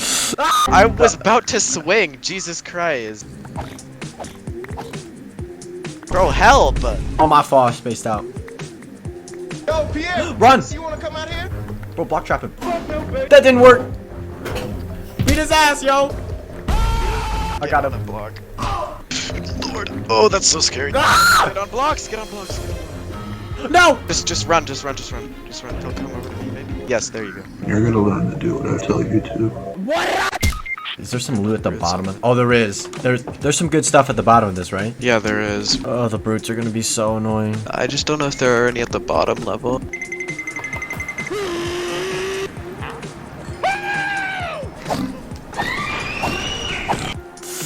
Oh god. Okay, you should be good there, right? Should I jump down? I'm gonna die. Dude, what are you doing? No, Saving your life is what I'm doing. Oh my goodness. I'll take care of the magma cubes. Bro, tell me not. That was some superhero type shit. Whoa, now. You got too much dip on your chip. Okay, maybe not superhero, but still pretty cool. Alright, what's in this chest? Oh my god. Oh my god. So Carl and I made it out of that bastion as rich men. But oh my goodness, our criminal record was taking another hit. First of all, we trespassed on their property again, and we did a bit of vandalizing, and oh yeah, we also killed 9 piglin brutes, which are all considered first-degree murder. Oh, and then we also stole $82.5 million worth of gold from the middle of the bastion. But while we had just practically murdered a village of native species, as well as committing the 5th largest bank heist in history, at least we had enough gold blocks to trade with the piglins now. Like, we're gonna get so many pearls. 128 ingots, and I get no pearls. You guys suck. Like, you actually suck. So after getting absolutely fleeced by these piglins, we had no other choice but to go find more gold blocks. I don't know if these piglins had a personal grudge against us, but they were not budging. And I'm sure murdering their friends didn't put us on good terms to negotiate. Finding more gold blocks was going to be time consuming because bastions are complicated and dangerous. And it didn't help at all when I had a teammate who wasn't exactly keen on pulling their weight. Okay, Carl, we have to find more gold. Bro, I'm tired. I wanna play Roblox. Get off Roblox! K2 suppression is insane. Oh my god. Oh, let's watch this TikTok. This is every hidden gold block in Bastions. Alright, so first up we got the treasure bastion. Oh my god, there's actually gold blocks here. I can't believe TikTok was actually helpful. Alright, we back in business, boys. After my extra efforts to get more gold, the piglins finally gave in, and we got our pearls. And then shortly after, we spotted another fortress, and we got our blaze rods. Oh, quick correction on that. I got the blaze rods. Carl was too busy dying. Carl, no! Bruh. Despite all of the hiccups that went on in the nether, we had made it out of there with everything we needed, and we now had a prison sentence of over 3,000 years. Yeah, we did a lot of bad things in the nether. Literally too many to count. If you want to read all of the charges on screen, pause the video. With our criminal record reaching astronomical levels, it was time for us to finally locate the stronghold and slay the dragon. Alright, are we still on our line? Perfect. Alright, let's go. What the fuck? What? How did you get access to command? No. We are not playing these games today. Hey, look at our teamwork. Don't do it. Bro, Christ, he's running away from me. I wonder why. We're literally like burning them alive. Oh wait, okay, shears, boom. Alright, hit him with the fire ass. Okay, I think PETA might actually hunt us down now. We're never seeing the light of day again. Do you want to grab some extra beds? Yeah, that's what I'm doing. Oh, I hit a baby. On the way to the stronghold, Carl and I had committed so many counts of animal cruelty that we made the Tiger King look like a decent person. We also committed a few more counts of breaking and entering, trespassing, armed robbery, and yeah, Carl did hit a kid. But despite having nearly a 4,000-year prison sentence, that wasn't the main concern. The main concern was not being able to find this damn stronghold. So are we not in the right spot? Let's just dig down. Carl, god damn it. I don't think we're in the right spot, my man. Where are your spidey senses tingling, bro? My spidey senses are tingling behind me and down a little bit. Okay, let's go that way. They're really tingling. Oh yeah, my spidey senses are tingling as well, bro. My spidey senses are telling me like we're right above it.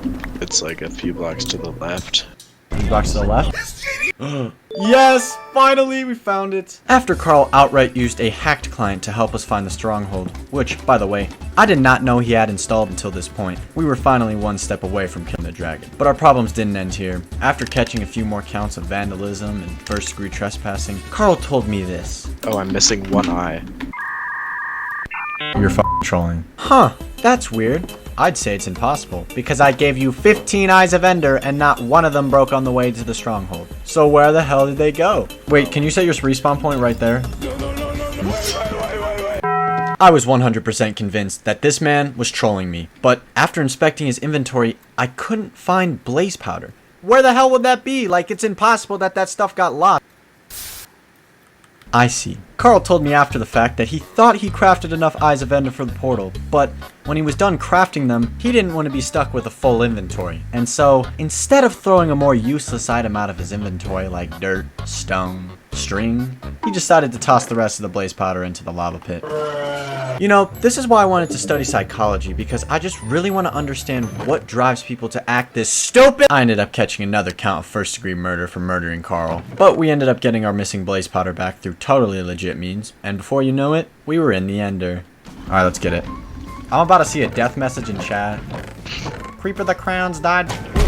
I have 2 Endermen on my ass, bro. I'm gonna die now. Get in the water, get in the water. Where, bro? Oh. Can you kill them for me? I know he perches, he perched. I gotta go, man. Carl, you're gonna... You get back here within 5 minutes, right? I am literally in the end right now. Oh, that was a nice shot. Carl, you get another chance. No. My stuff here? Is all of it gone? It's burnt, bruh. Oh my god, bro. So that went about as terribly as it could have gone. But in addition to that, we also committed some more crimes. First one was illegal possession of explosives. The second we entered the end dimension, all of the beds in our inventories immediately became classified as explosives, because then a certain someone used it to kill me. Despite having absolutely no gear left and feeling absolutely demoralized, we were still determined to beat this dragon. Albeit with help from cheats. Alright, if we're cheating the right way. 54? Nice typing. 50? Oh, I just didn't want to do a whole stack because that felt like cheating. Oh, there he is. He's coming in. He's coming in. Oh, shit! Jeez, bro. I know. Get the final hit, Carl! Bro! I stole the kill! When everything was said and done, I calculated our prison sentence to be 4,272 years plus 25 life sentences, but I wouldn't be surprised if it was higher. Literally, this was so hard to keep track of. Also, something else that I found out while calculating all this stuff was that we owe $5.6 million to the federal government. Yeah, I don't think AdSense is gonna cover that. And after the dust had settled, Carl and I went to where we belonged most, a dirty-ass prison cell. Well, my boy, Carl, it's been an honor, but we are probably stuck in this the rest of our lives, so. Oh, I've got to go now. Government agents are currently at my door. I have a court date, but y'all better be subscribing to help me pay my bail.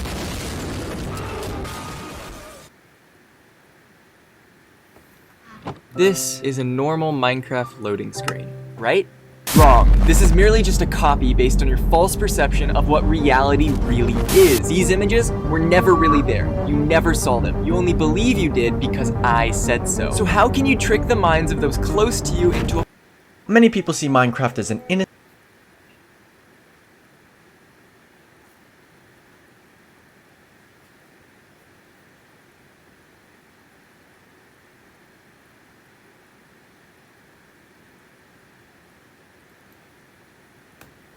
Here I am, fighting the entire server for 3 hours straight, in hopes of winning a wish.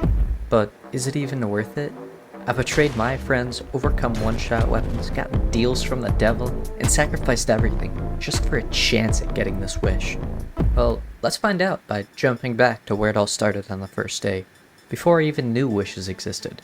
Each day on this SMP has its own unique event. For day 1, everything dropped double what it normally does, and this includes player-placed blocks. Think of it as duplication.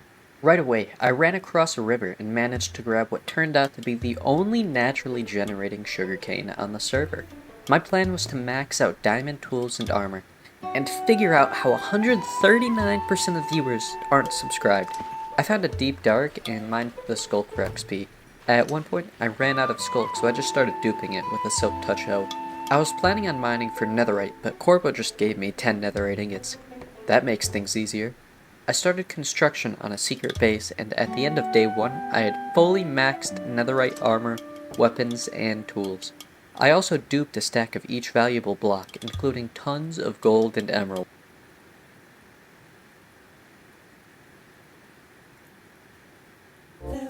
Find your next possibility on cars.com. Where to next? This is how pelicans feed their chicks now. And this is what it looked like 500 years ago. Yeah, that's blood.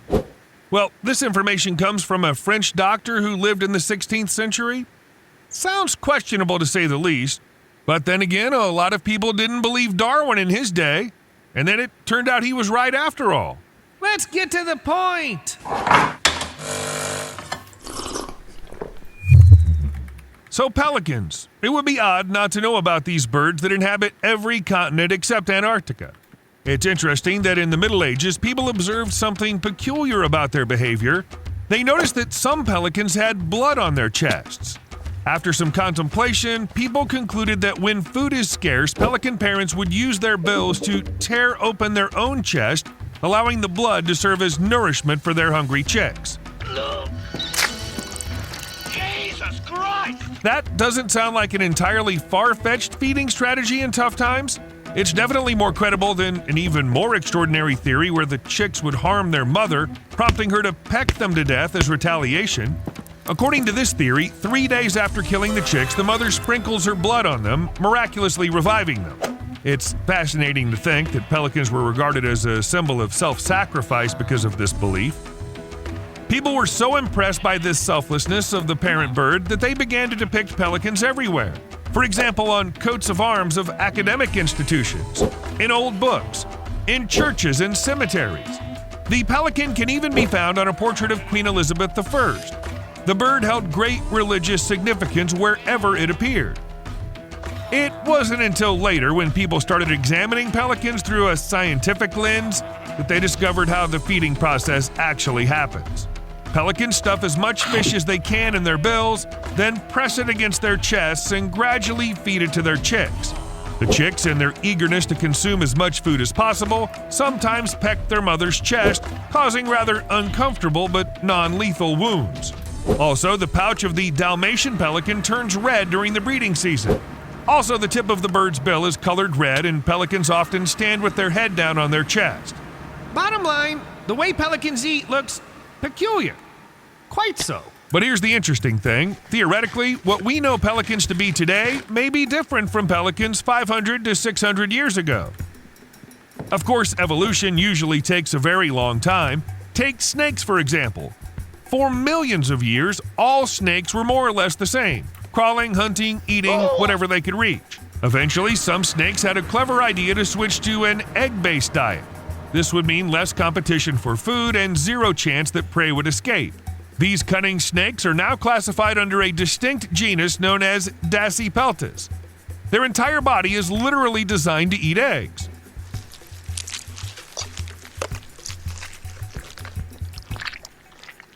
First of all, these snakes are toothless, as teeth would prevent them from swallowing the eggs.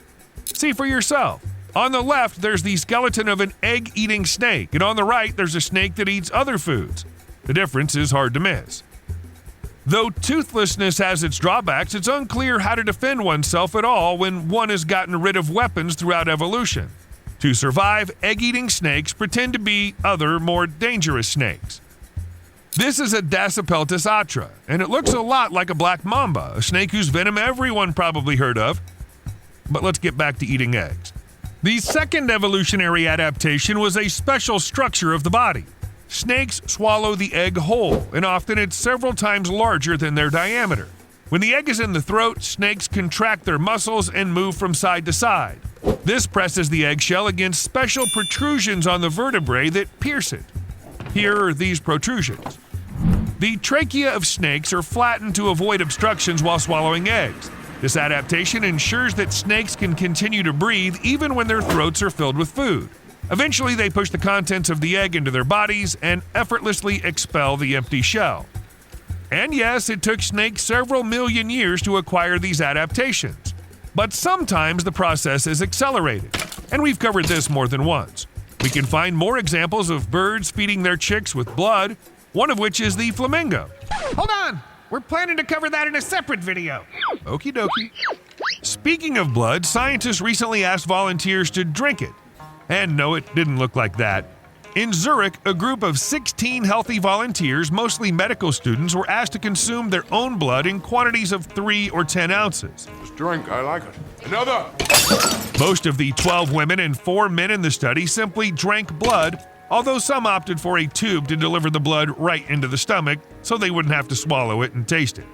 It probably doesn't feel too good. Drink that! Oh! Oh, I can't believe you really did that. Oh. About half of the test subjects complained of symptoms like stomach roiling and nausea, and between a third and a quarter said they had diarrhea or constipation after tasting blood. Well, it turns out we won't make good vampires after all.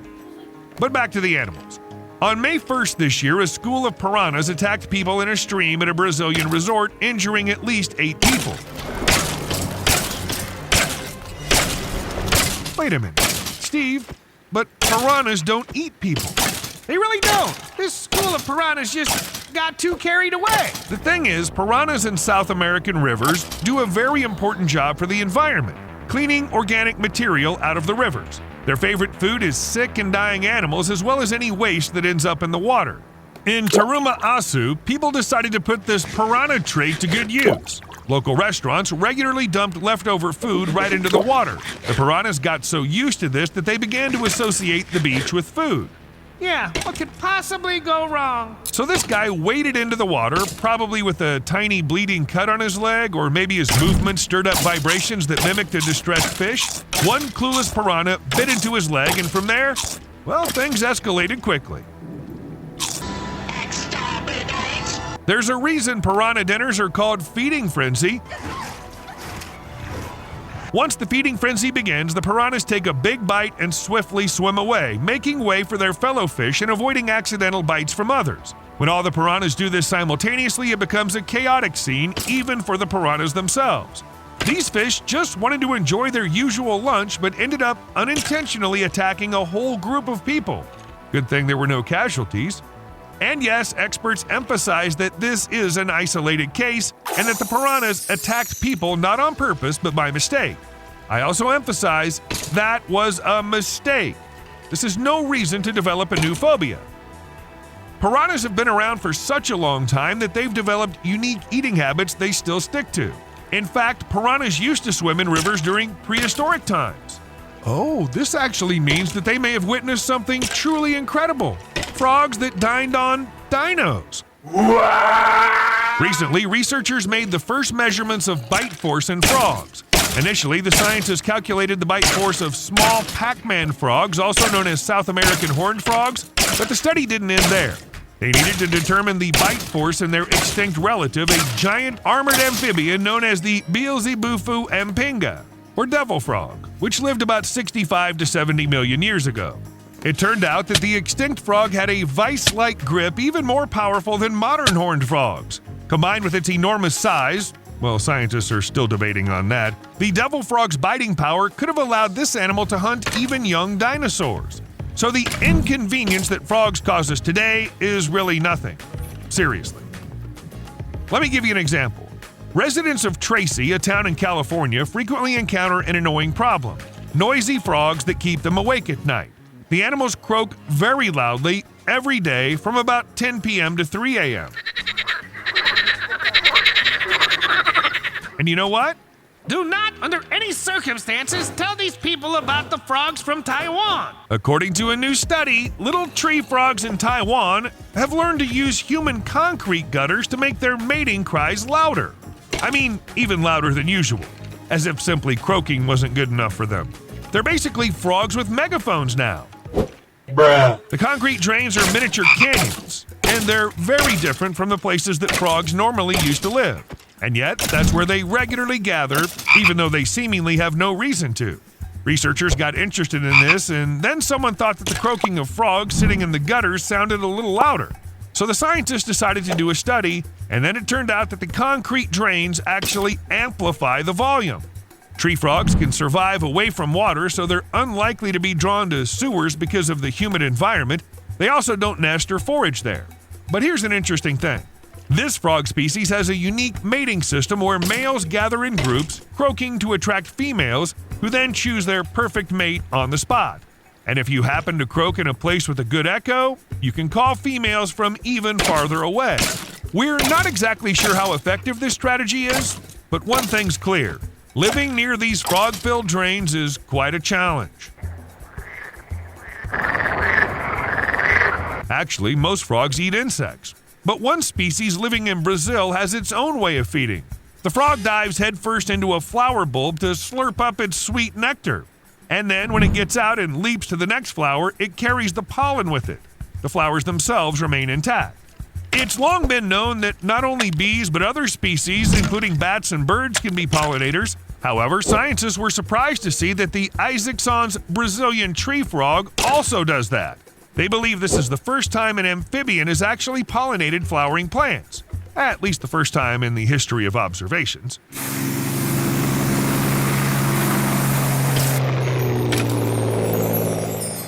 This study was published in May, and scientists are not 100% sure what's going on yet.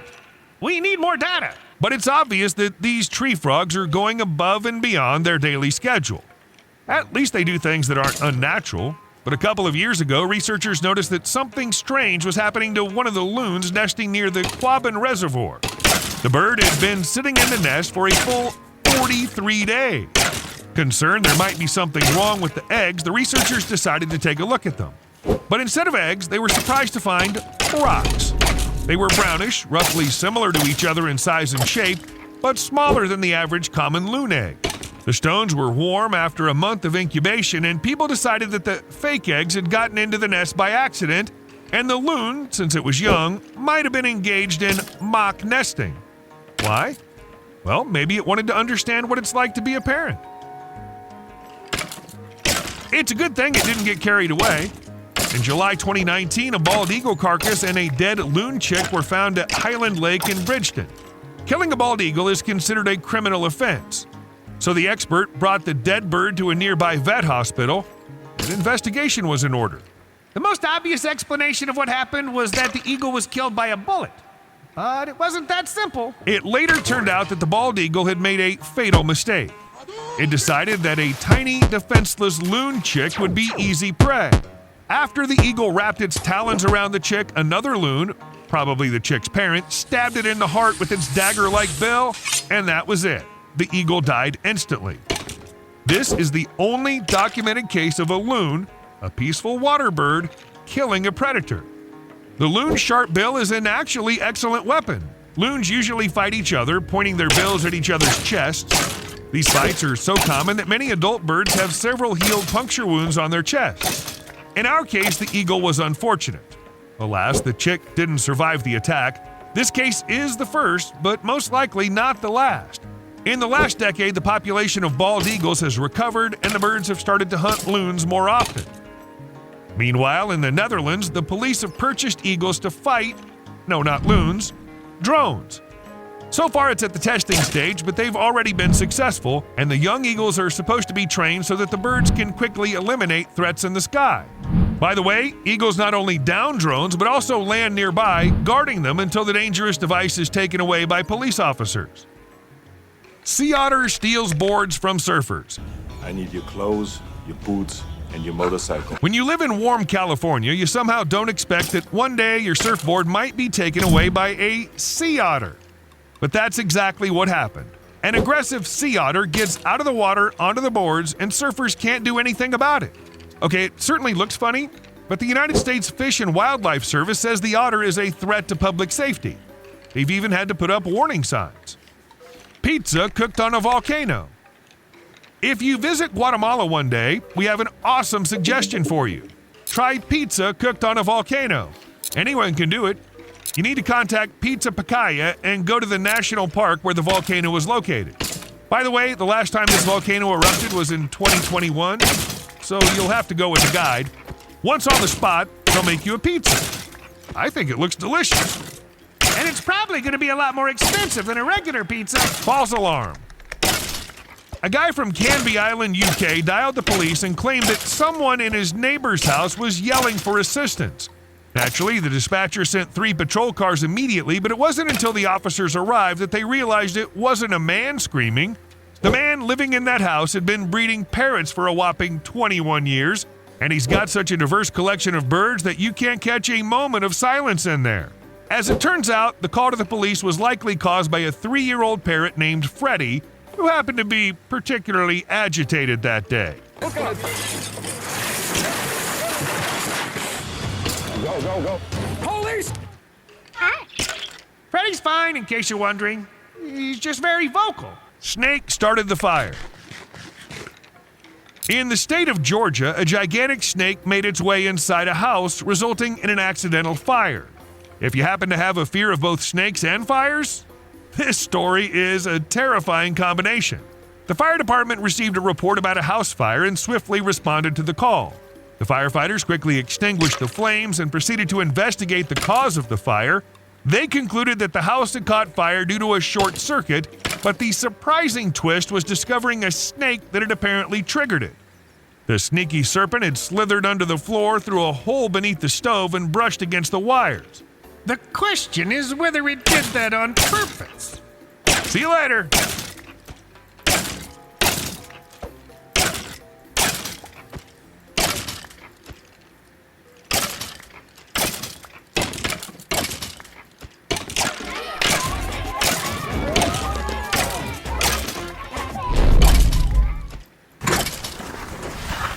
Steve, come here.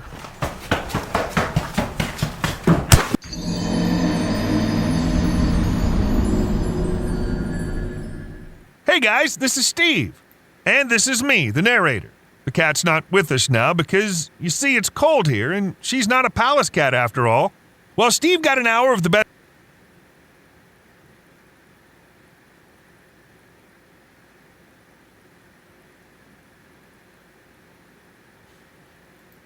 What is going on?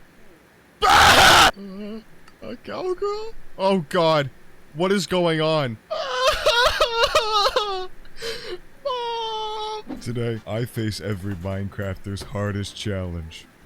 Being with a woman. Now personally, I've never touched a woman, loved a woman, or been loved by a woman. So I thought it would be funny to lose my V card in Minecraft, because God knows I'm not going to lose it in real life. If you enjoy this video, consider subscribing, and if you want to see me manhandle all the beautiful women in this mod, 500 likes and I'll finish this mod off, and them off. Enjoy the video. I don't know what I've gotten myself into, if I'm gonna be honest. We're still stalling from the last video, so that's good news. What is this? Oh, I know what this is. Oh god, that is a pit to the unknown. You boys are about to see a pit to the unknown here real quick. Let me tell you what. Oh god, the mommy. Hey, good looking. Hey, beautiful.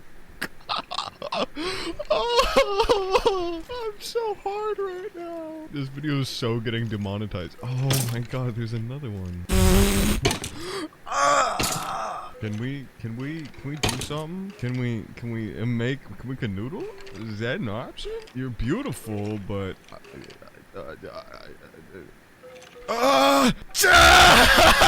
baby! Woo-wee! My heart's getting flustered. This is this a dungeon? I do love dungeons. Where's a kitty cat? I love a woman who likes cats. And with a bodacious ass like that woman, those women have. That is, oh god, I'm salivating. Oh, well, I'm on a mission now. Stalin has a plan, and this time it's not mass starvation. It's to get laid, baby. I'm like tingling with excitement. I've never been this excited before, and you know, I've been excited a lot. I'm talking sexually, of course. Alright, so how do I get these women to make sweet, sweet love to me? That is my question. That has always been my question ever since I was a young little boy. What if I kill them? Usually trauma's the way to a woman's heart, in my opinion. You know, with my experience, I'm just a woman pleaser. I'm a bad person. I'm just a really bad person. I need to play this in my free time. And we all know why. I'm so beating to this tonight. What's the date today? Today is February 7th. I just want everyone out there to know that on February 7th, 2023, I beat to Minecraft porn. Yo, I'm into ejaculation, a little bit of masturbation. Oh, I'm still on probation. But I still got that temptation! Those are bars. How do I get them to do dirty, dirty deeds with me? This is the one question on my mind, and it's not leaving my mind. I just can't stop thinking about her. I'm obsessed. Bazinga! Women are scary, man. Wowzers. Those were some honkers, let me tell you what. Those were some straight up. Oh, I forgot I added Minecraft Comes Alive too, just because so I could have a real life and then cheat on her later. It's probably later. I just realized it's coming night and I have to go sleep over at the hot goth mommy's house, and I'm scared of women, especially naked ones, and she is very much in the nude. Let me tell you what. Now, will I make money from this video? No. Am I gonna have sex with all of these women and then murder them afterwards like a sick bastard? Hell yeah. Prince Charming is here to lay down some devious pipe. Not really, I need a place to sleep for the night. Please, I'm begging. Don't look at me. Stop. I can't. What is going on? Ah! A cowgirl? Oh god. What is going on? Oh, where are you? Oh my god. What is going on? What did I just do? I need a break. I need a break. I need a drink. I need a beer. Holy honky wonkies. What is going on here? I need to leave. I need to leave. I need like a cigarette or something. I don't know how to feel. What is going on? Please, you're the only normal woman I've seen. Every time I start recording, I unplug my audio mixer and replug it back in. I have straight up PTSD from this thing going static on my ass. You know, just a little farming break between, you know, having some deviant pipe, you know, exploring dark, mysterious caves, the woman body. I can't tell if I'm having a good time or I'm extremely traumatized. Oh, hello, beautiful. You're a child? Turn away. Run. Run. The cops. No. Hey, she looked old for her age. It's not my fault. There's one thing I know about the Minecraft sex mod, is that women love money. So I need to become violently rich. Your boy's ready to lay down some devious pipe. Munchers Piping Co. Your mom says we lay great pipe. I had to agree that I was 18 years or older before playing this. This is like the first time I've actually had to agree to being 18 since I've been 18. I really hope fisting is an option with one of the beautiful ladies from this mod. I love me a good old fisting. I can't circumcise the tree. It's like a federal crime. Time to go mine for the entire night until I find iron, diamonds, and emeralds and gold and all the riches to give to lovely women so they'll have sexual intercourse with me. God, I love women. Are there any men in the Minecraft sex mod? Because, you know, if I'm playing Minecraft, might as well test out both ways, if you know what I mean. Now, I'm not going to be taking it, but I'll definitely give it, especially if it's goddamn Ryan Reynolds. That sweet, sweet hunk of a man. Hi, Mr. Enderman. Oh, hi, another Mr. Enderman. Don't mind me, just mining some iron. Not gonna look at your beautiful little face. I don't want to get smacked all the way to hell. Don't worry, I'll be smacking some people later, trust me, in the sheets. Usually I try to deviate away from the sexual humor and the sexual jokes, but this video's all about it. We're getting grimy, dirty, and sticky in this bad boy, let me tell you what. We're getting so sticky. I love this game. This mod single-handedly revives my love for Minecraft. What? No! Well, we seem to be at a little bit of an impasse here. Aw, shucks! I'm in the woods! I'm gonna try and keep this TV as least entertaining as possible so I can cut it all out and just get straight to the getting lag part. This video is gonna be 90% blurred, and I'm so okay with that. Dude, why are the caves so dangerous? What did I do to you? At least I don't have to play on the 1.19 caves. Those things are frickin'. Did I just say frickin'? I mean fucking. Dude, Minecraft, but trying not to cuss has changed me as a man. I wonder how many bitches Moses got when he parted that Red Sea. Just saying, if someone parted the sea, like, today, in this day of age, 2023, that man would be getting laid out the wazoo. I don't know if they accept iron, but I'm gonna mine some iron just in case that's what they desire. To be fair, I walked into a building and I was a goddamn victim. So I'm pretty sure some of them just accept your presence. Doing. Is there any diamonds? I do need diamonds. Not to go to the nether or anything. Just to simply get laid. I'm just a fiend who craves one thing, prostitution. There's no way I don't come out of this video looking like a complete sexist. There's no way in hell. It's gonna happen, and I'm not gonna stop it from happening, because it's the truth. It's my truth. I don't even know why I'm joking about this. I'm gonna get canceled in 2.54 seconds. If I had a shot with Oprah, I would never give that woman up. She is beautiful. Let me tell you what. She could get it times 10. Any day of the week. She could wake me up on a Saturday morning at 4 a.m. and still get it. I found a mob spawner before I found goddamn diamonds. How am I supposed to get women without money? It's the only thing I have going for me. Come on, don't ruin it now. The women are gonna sleep with me because my good looks. I mean, look at this. Who would want to sleep with this guy? Oh, just. I found one singular diamond. That is all I need. It's time to go on a hunt for woman, boys. Ladies and gentlemen, we're going woman hunting, and no one can stop me. Except the federal government. Don't worry, ladies, I'm coming. I know you missed me. I'll be coming in multiple ways here in a minute, let me tell you what. Oh, baby. Oh, God, look at that bodacious creation. That's God's creation. Hello? God. Are you broken? I'll find another one of you. Don't even worry about it, sweetheart. I have so much gold to spend, to splooge on. And so many people to splooge in. This video's great and also so disgusting at the same time. I'm so sorry. Oh, God. Look at her approach. Yeah, let me take my clothes off just to make it a little more romantic. She is taller than me. Oh, look at those defined curves. Hold on. I'm watching. Oh my God, they're just out. I'm so scared right now. I'm so scared right now. What is going on? Can we do the intercourse, please? I'm begging. Let me in. Oh God. Oh God, it's happening. It's happening. Oh no. Let's go, Muncher! Yes, ma'am. I have to blur this all. This is crazy.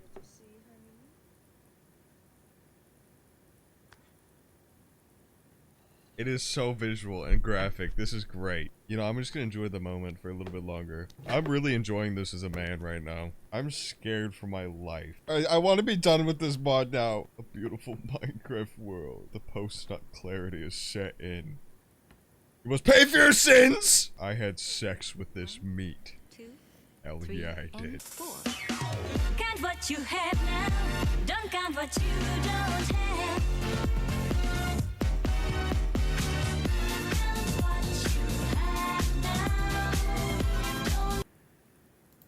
Today in this video, I took on my greatest challenge yet. I beat Minecraft without swearing. Now, if you don't know me, I tend to have a little bit of a potty mouth. So this turned out to be quite the challenge. Now, if you want to see if I'm lying to your face or if I actually beat the game without swearing, well, watch the video and find out. And if you enjoy this video, leave a like. Please, please, I'm begging, boost the algorithm, please, please. I want to make this my job. I'm so poor. I'm such a poor, dirty little boy. Please.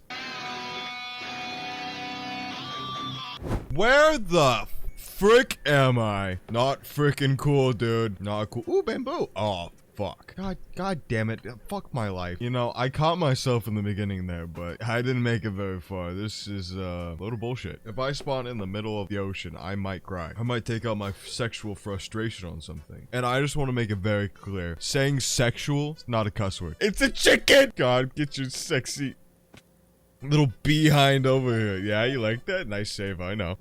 Trust me. I'm well aware that I'm a genius with my words.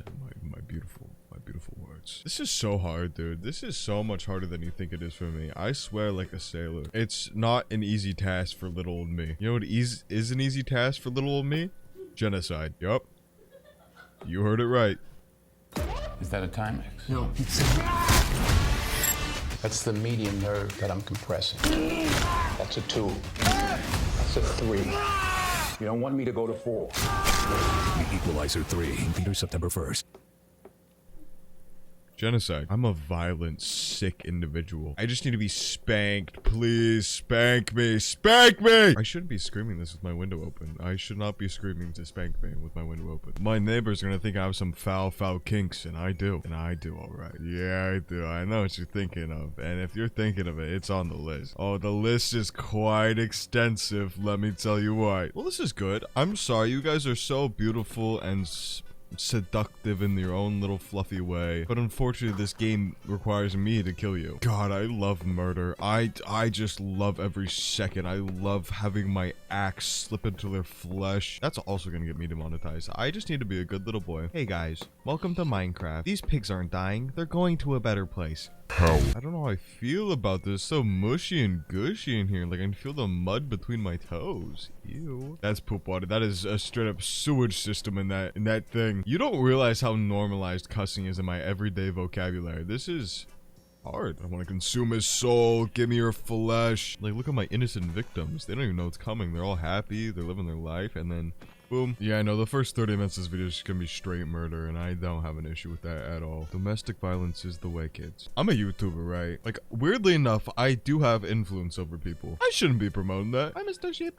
Goodbye, Mr. Sheep. I slaughter your entire herd. God, I think I'm getting sick. Or it's gonorrhea. I don't know yet. I don't know. I really need to change the Dream skin. I'm so sick of seeing this man. He's so ugly. He's so yucky. Dream is ugly. Accept it. You know, someone thought I was gay during my stream. I'm flattered, but you know, I don't want to be gay baiting you guys. I'm a straight man. Unless your name is Ryan Reynolds, then please come take off these pants, baby boy. Please, I'm begging. With that humor and those good. Oh my God, it's a skeleton. Some days I genuinely wake up and I don't want to get out of bed. Hello, Mr. Skeleton. Are you still in here? I've come to chop your dick off. Your dick off. I came to chop your dick off. Kill me! Do it!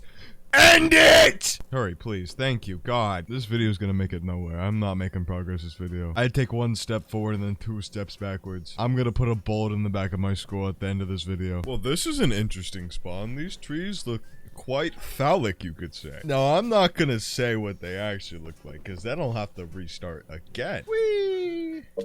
Ow. If anyone wants to sign up to be my housewife, please, you don't even have to be a housewife. You could be the breadwinner. I just want someone to rub my head at night and say, it's all gonna be okay. It's gonna work out in the end. I don't want to be alone with my thoughts anymore. Hello, are there any innocent animals that I can slaughter in the near vicinity of my area? Am I on an island? I'm gonna start cussing just to restart. Yep, fuck my ass. Hate it here. Jesus Christ, kill me. Shoot me in the dick. I'm begging. Attempt number 37. Exact same number of people that I killed in Massachusetts in the summer of 1992. I'm a bad.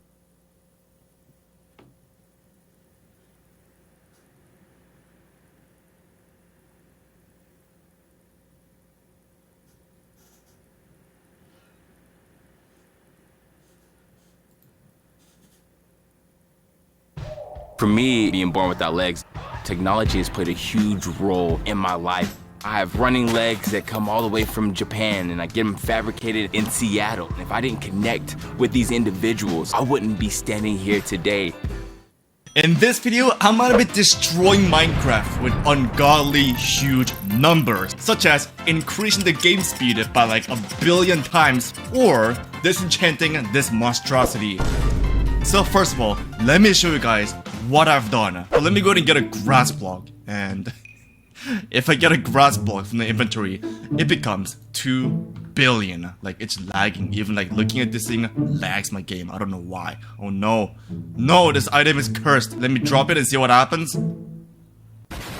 Now, let's destroy Minecraft with incredibly high enchantments. So this is multi-shot, just multi-shot 1. And it just shoots 1 arrow because this is how it's supposed to be like. Like, hear me out. This is multi-shot 2, and it should be shooting 2 arrows because it's 2, obviously. And this is multi-shot 3, and it should be shooting 3 arrows. Now, you guys are probably asking, what the heck happens if you shoot multi-shot 10? Well, it shoots 10 arrows. So multi-shot 10 should be enough to kill a skeleton almost instantaneously because it shoots so many arrows. So let's see. Bam! And as you see, that was so nice. It just killed it instantaneously. So we got 400 creepers, and we're gonna be killing them with multi-shot 1000. And let's see. 3, 2, 1, bam! And holy crap, there's so many arrows. And we just killed like what? Like 100 creepers in like 0.1 second. Let's see if 1000 arrows are enough to kill a warden in 1 shot. So let's get it. So we got 1000 multi-shot arrow, and we're gonna. Oh, you're too close. You're too close. We're gonna kill this warden. Like, bam! And dude, no freaking way, dude. That was very nice. My computer is screaming for help. So I want to go back to 100 because it doesn't lag, and I want to fight a wither. So let's get it. Can we kill the wither in just 1 shot? Because we actually have only 1 arrow. Wait, actually no, we have 2 more. But oh my gosh. Okay, 3, 2, 1, bam! okay. Now it's immune to a range attacks. Nice. I got negative 70k score. Alright, now what will happen if we try multi?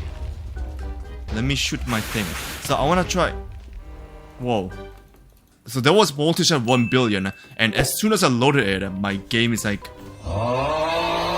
So we have tried multi-shot 1 billion. Now, let's try the insane fortune pickaxe, but on a phone. So let me show you guys a brand new phone that I got today from Red Magic, and I'm gonna be using this to show you guys the insane fortune pickaxe. But wait, if you look closely, there's literally a built-in cooling fan with shoulder triggers. The funny thing is, it doesn't end there. The phone has a very high-performing CPU, GPU, RAM paired with an insane capacity battery that charges super quick. Imagine a gaming laptop that is shrunken down to the size of your hand. Red Magic 8s Pro is the ultimate gaming phone that is available on this planet that won't break your bank. If you check out Antutu's website, which is a tool used to measure phones' performance, their benchmark score for Red Magic 8s Pro beats every single Android phone that ever existed in the history of mankind. So, if you want to unlock the ultimate mobile gaming experience, you can get one for yourself today for less than any brand new Samsung or iPhones out there. Even if you're not planning on switching your phone anytime soon, it is still worth considering as it is an amazing value. So now, I'm gonna be using this insane fortune pickaxe, but I'll be comparing it with my S22. I know this isn't the most verified, but it still gave me an idea of how much of a beast Red Magic 8s Pro is, as the FPS was 2 times higher compared to the S22 after mining 2 times. I've also tried it with an insane amount of skeletons and the results were same. So yeah, thank you Red Magic for sponsoring today's video, and let's get back to the video. So we've tried insanely high enchantments. Now, let's try to disenchant them. So we got sharp egg. Wait, does it actually work? Okay, so 10,000. Let's get it. And holy crap, that is a lot of XP, but not as much as I expected. So this is 1 billion. And let's try this thing.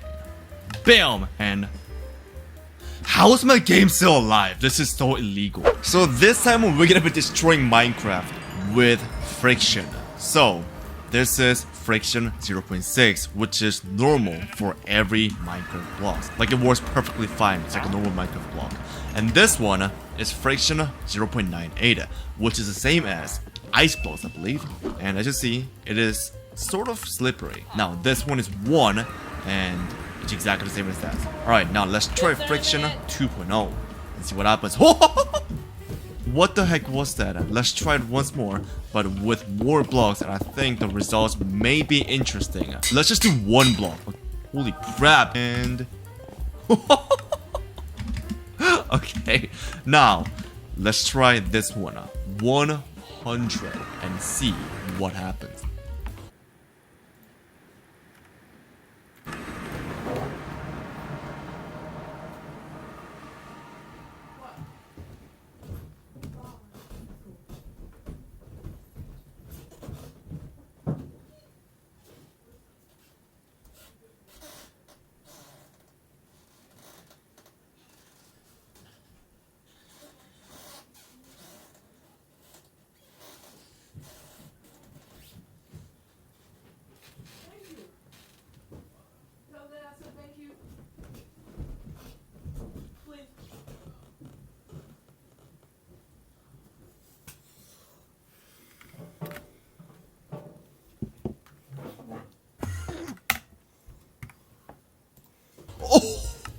What? Dude, no freaking way. Dude, what the heck? Dude, we're at -5 million. That completely broke Minecraft, and I cannot even go back to my original position.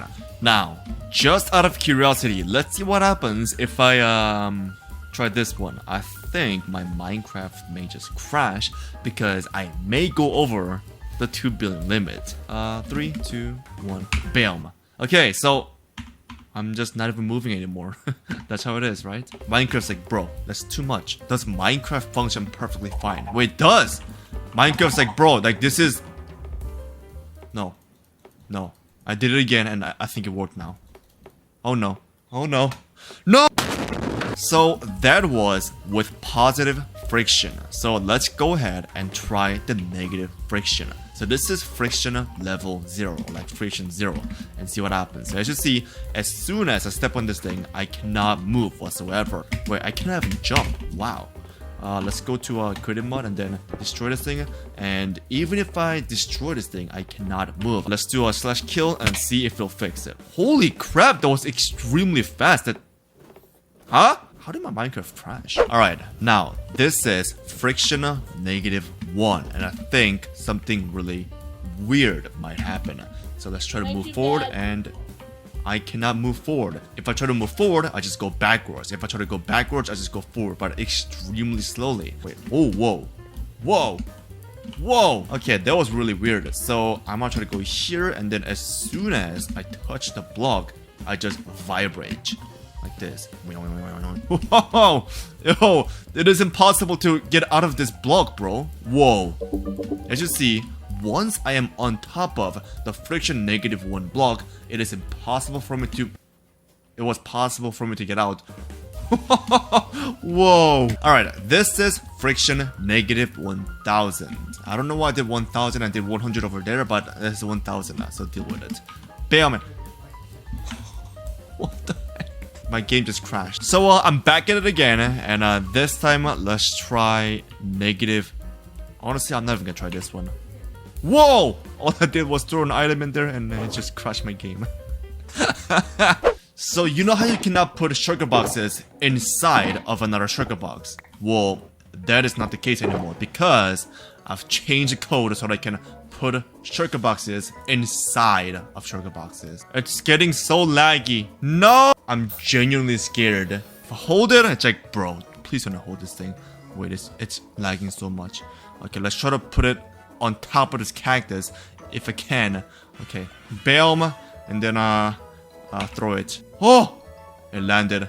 Oh, oh no, oh no, oh no. Let's go ahead and find a villager. Okay, or we can just spawn one, honestly. What did I even say find? They're all gone because they all know what's gonna happen pretty soon. They're all gonna get decimated by my stupidity. But yeah, check this out. I made it so that I can use sonic booms against anything in Minecraft. How dare you hide from me, you disgraceful NPC. Are you ready for this? Wait. So, I forgot to tell you guys, that was 1000 sonic booms, not just one. It was 1000 because I don't know, I have no idea. Let's try another one. Bam, and then... No! Dude, that was so freaking loud. What the heck? Summon Ender Dragon. Let's see how fast I can destroy this thing with just one click, because I'm pretty sure I have the ultimate sonic boom power. Holy crap, I forgot to delete my infinitely flowing water code, but check this out. I wanna try something really stupid. Go! Villager. Bam! Yes! And then bam. 3, 2, 1. Bam! Nice! So, wait, hold up. No, it was that villager, right? So, upon reviewing the footage, I discovered that that villager right there came from the sky. Like, it fell from the sky. I have no idea how the heck that happened, but yeah, it did. So I just modified the code so that I can shoot 10,000 sonic booms, and I think this may break my speaker. And then, bam, bam, move, get in there, yes. And then, let's see how far you're gonna Are you freaking kidding me? Die! I love this. Yes, get in there, stay there, and then let's try this thing. 3, 2, 1, bam! Whoa. Whoa! No way! Dude. So, the villager's gone. That's obvious. But where? Where did he go? So let's see, let's check it out. So no villager, still no villager. I found him! Yes! That was perfect. So, we're currently at 18, 19, 20, 21, 22. Very nice. So you know how wardens are impossible to push? Well, let's see what happens if it goes up against 10,000 sonic booms. Bam! Ain't no way. Bro, how are you so strong? Oh my god, it's lagging. No! No! So this is Minecraft, but 4 times slower. So as you see, it is extremely freaking slow. And this is me trying to mine a grass block, and it is painfully slow. So this video is about big numbers. So let's go ahead and make Minecraft time a little bit faster. This is Minecraft, but 4 times faster than normal speed. Holy crap, that was stupid fast. Hello, spider. Ow, ow, ow, ow, ow, ow, ow, ow, ow, ow, ow, ow, ow. Enough fooling around. Let's make the game time like 20 times faster. Holy crap. Look at that thing, just dancing, bro. I am extremely fast. So do you think I could survive? Look at my arm. I can survive in this freaking Minecraft world. Whoa! Whoa! This is actually pretty fun. So I'm kind of stuck here, so let me just get my Oh no! Nice. What is this? What is this? Oh no, it's becoming nighttime. I think we may be able to go a little bit faster than this. My Minecraft screen is having a seizure.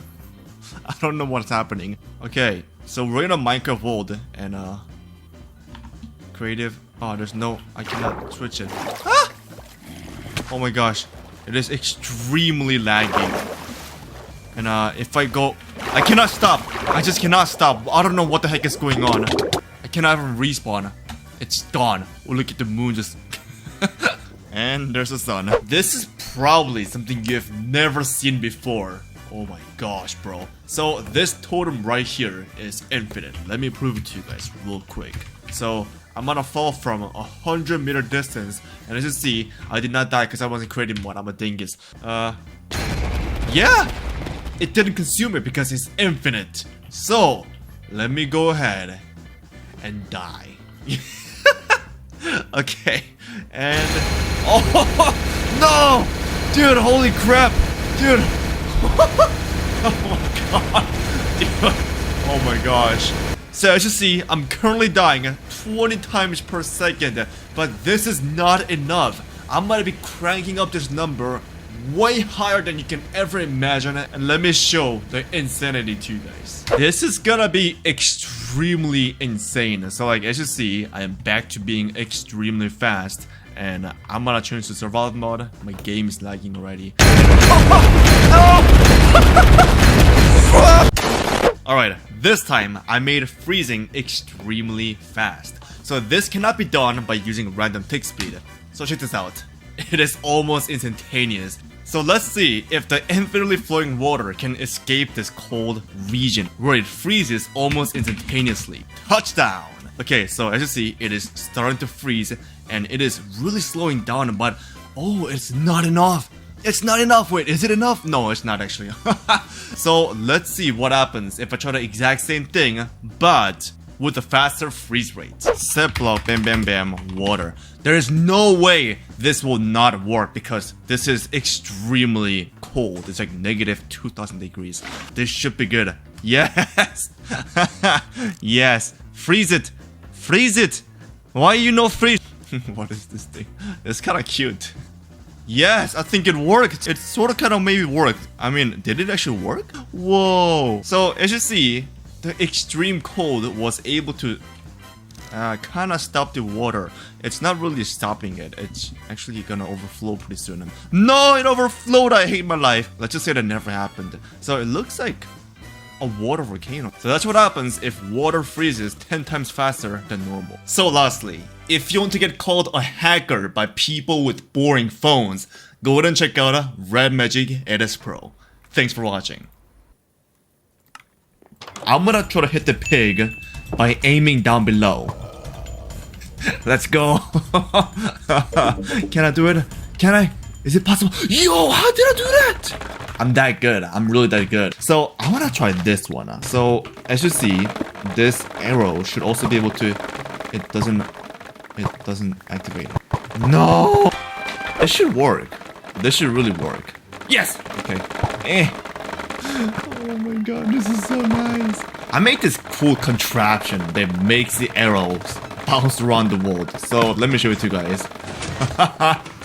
That's so cool, bro. So let's try to do it in repeat command block so you guys can see it very well. And as you see, the arrows goes here, bounce from here, bounce, bounce. And yeah, this is what it looks like. It's just so satisfying, bro. Oh, and also, I made the arrows be able to collide with each other. So I can shoot the arrow that is in the mid-air with another arrow. So check this out. Bam! And as you see, it has collided with the other arrow. And now it's bouncing backwards. And same goes with the items in Minecraft. That's an item. That's not a falling block. It's literally an item. So let me prove to you guys. Eat. Eat. Yes. As you see, these are all items. So you guys probably remember this from my previous video where I made Minecraft satisfying. But I made it better and now the items can bounce around just like this. That's so cool, bro. And if it hits a mob, it also bounces and goes to the opposite direction. Yes. Slime ball. Oh, let me also show you guys this one. Snowball. I've also made these snowballs in Minecraft bounce.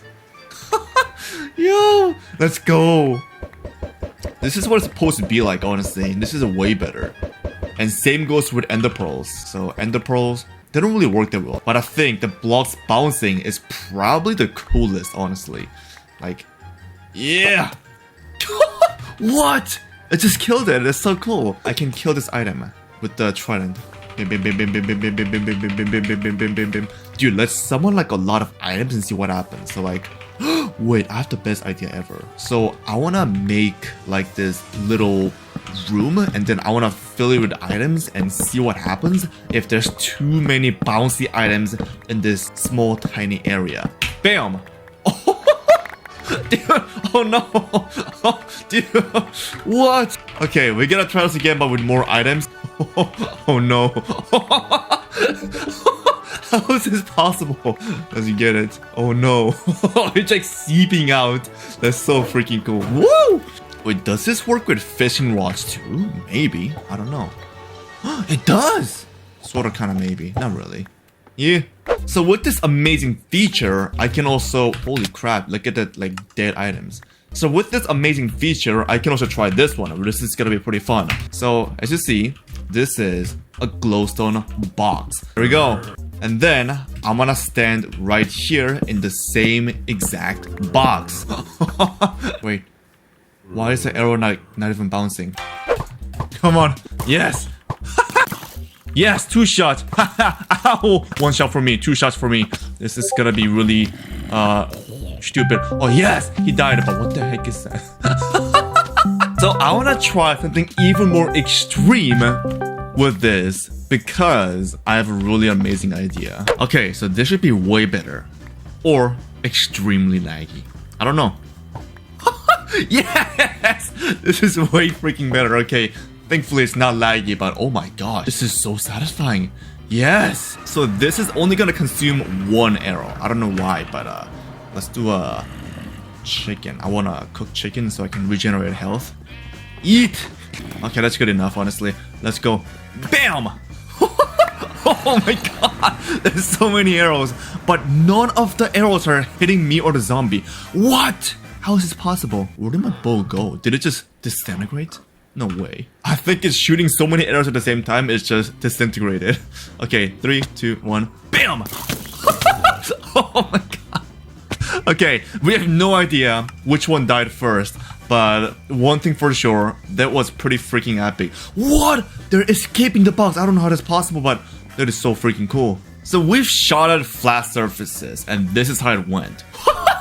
Dude! Let's try it again. Oh, it's so cool. Oh no. Yeah. Like this. Holy crap, that is amazing. So now we're gonna shoot at round surfaces. Okay, so this is what I made. These are all block displays, but I've made them have collision so I can stand on top of them, just like this. Check this out. That's pretty cool. And I've also made the block displays reflect arrows depending on where they're facing at. So let me show it to you guys real quick. So if I shoot at a center right here, then it's gonna be bouncing back to me. Like this. Kind of. And if I shoot here, it's gonna be bouncing over there. If I shoot like right here, it's gonna bounce over there. Kinda doesn't work, but it sorta kinda works. So I'm gonna shoot at that ball thing. Holy crap. And see what happens. So let's do kill at E. Type is equals to arrow. Bam. And then, let's see. 3, 2, 1, bam. Dude, this is so cool. Dude, what the heck? Yo, wait, no, wait, what the heck? Okay, let's try it again. Dude, this is freaking satisfying. I love this so much. Let's try from the top. Nice. Okay. Yo, this is amazing. Wow. So my code sort of works now. I didn't know it's gonna be that satisfying, but it sort of kind of worked. Alright, cool. So we got the armor stand, which are gonna be spawning the arrows. Okay, so let's get it. Bam! And that's a little bit too slow, but hey, I think it may work. I don't know. Let's see what happens if it collides with the ball. And... What? That makes no sense. That makes 0 sense. But hey, the arrows pretty much like disperse to all directions possible. But wow, that's so cool. Wow. Wait, when the arrows collided with the armor stand, it broke. So does this mean that if I do this, then oh wait. Whoa! Holy crap! Let's do this. Bam! And oh my gosh, bro, let's go, bro. Yo, this is so amazingly satisfying. I love this. So kill at E, arrow, and armor stand. And now, this time, I want to make the arrows shoot a little bit faster than before. Yes, that's way more realistic. I love this. Yes.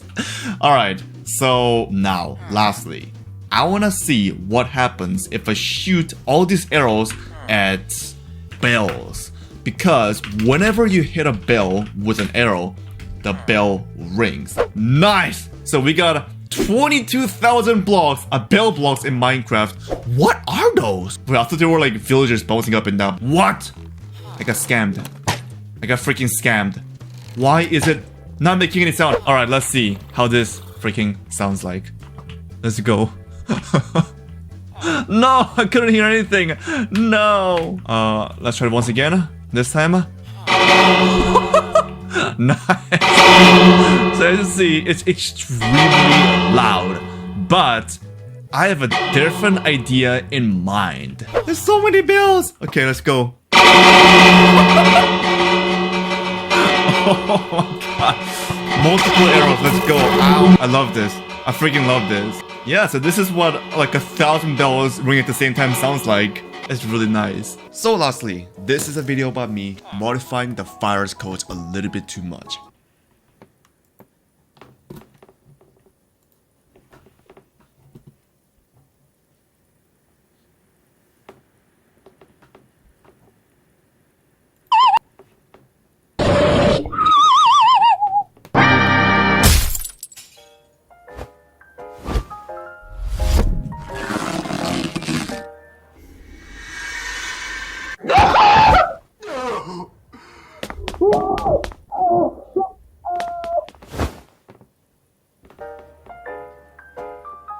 Hey, yo, the pizza here.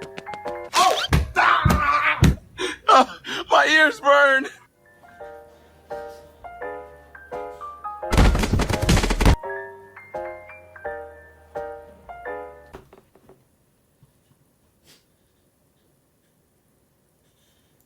Iron golems no longer spawn in villages, but instead you'll find this big guy called the Villager Brute, which is a new mob that'll help defend your village. When I was about 14 years old, I almost got suspended for my penis. No, hold on. It's not what you think. You see, one day in school, we had a free period. The teacher didn't show up to the day, they probably died. So my whole class was put in the cafeteria all to sit down. I have ADHD, so I got really bored and I decided to draw a giant penis, so lifelike, so incredible, the details, so immaculate. But the teacher saw me do this and told me that I had to go home and get the piece of paper signed or I was going to get suspended. So right when I was heading to bed, I brought it into my parents' room and I said, look, I need to get this signed by tomorrow. I'm so sorry that I did this. And I showed them my penis. Yeah, I put a code on him. The weather app says it's supposed to... When I was about 14 years old, I almost got suspended for my penis. Now, hold on. It's not what you think. You see, one day in school, we had a free period. The teacher didn't show up to the day, they probably died. So my whole class was put in the cafeteria all to sit down. I have ADHD, so I got really bored and I decided to draw a giant penis, so lifelike, so incredible, the details, so immaculate. But the teacher saw me do this and told me that I had to go home and get the piece of paper signed or I was going to get suspended. So right when I was heading to bed, I brought it into my parents' room and I said, look, I need to get this signed by tomorrow. I'm so sorry that I did this. And I showed them my penis. Turns out they both laughed and my dad actually cracked a joke and said, Is this life-sized? So shout out to my parents for actually being really chill about it all. Subscribe. When I was about 14 years old, I almost got suspended for my penis.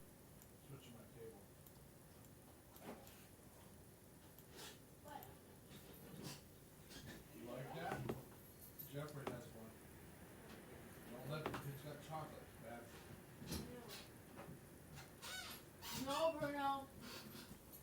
Awesome. Oh, thanks, Dad. Yum. Thank you. You're welcome.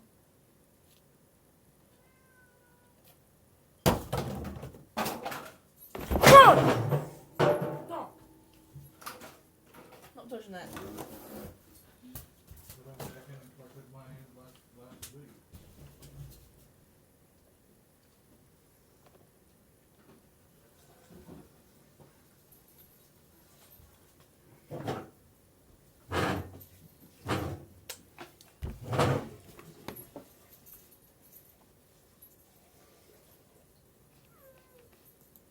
This speedrun in Minecraft hasn't been beaten before. Now, this might not shock you to hear, as there are some pretty weird speedruns out there. However, this speedrun is probably one of the most well-known speedruns aside from the traditional Kill the Dragon run, but it's also one of the most difficult. You see, the speedrun is to get the notorious How Did We Get Here advancement, requiring you to get every effect in the game all at once, which alone for a speedrun is just ridiculous. Sure, people have submitted runs for How Did We Get Here in 1.18, but as of 1.19, there was a new effect added to the game called Darkness, which can only be obtained by sounding a naturally generated shrieker or by being within a 20-block radius of the Warden, the most dangerous mob in the game. But 1.19 came out over a year ago. Surely someone would have completed it, right? Well, no. The run is so difficult, no one has yet to attempt the 1.19 How Do We Get Here run, meaning if you submitted any valid run in any time, you could become the #1 speedrunner in that category. This speedrun in Minecraft hasn't been beaten before. Now, this might not shock you to hear, as there are some pretty weird speedruns out there. However, this speedrun is probably one of the most well-known speedruns aside from the traditional Kill the Dragon run, but it's also one of the most...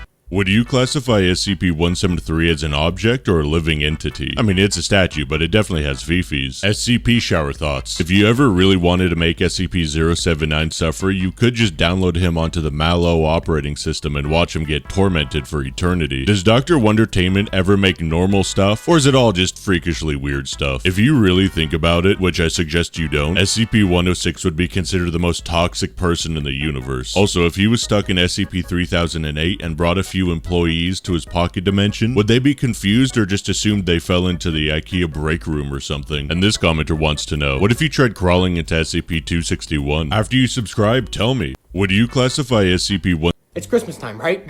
Everybody's supposed to be so happy at Christmas, but I'm mad. And I'll tell you why I'm mad. As a matter of fact, I'll show you why I'm mad. I'm mad. Show me why you're mad. It's Samsung, okay? I'm calling you out, Samsung, right now. I've got your fridge, right? Nice fridge, whatever. Touchscreen. When this man was about to escape after stealing a bicycle from the garage, a dog ran out of the house and chased after him. At first, he expected a fierce attack when the dog jumped on him. To his surprise, the dog just greeted him in a friendly manner and wanted to play with him. The burglar couldn't believe this, as the guard dog turned into a lovely, furry companion. In a hilarious twist of events, they suddenly became good friends, and the thief started petting the dog and even complimenting it. Because you're the coolest dog I've ever known. I love you too.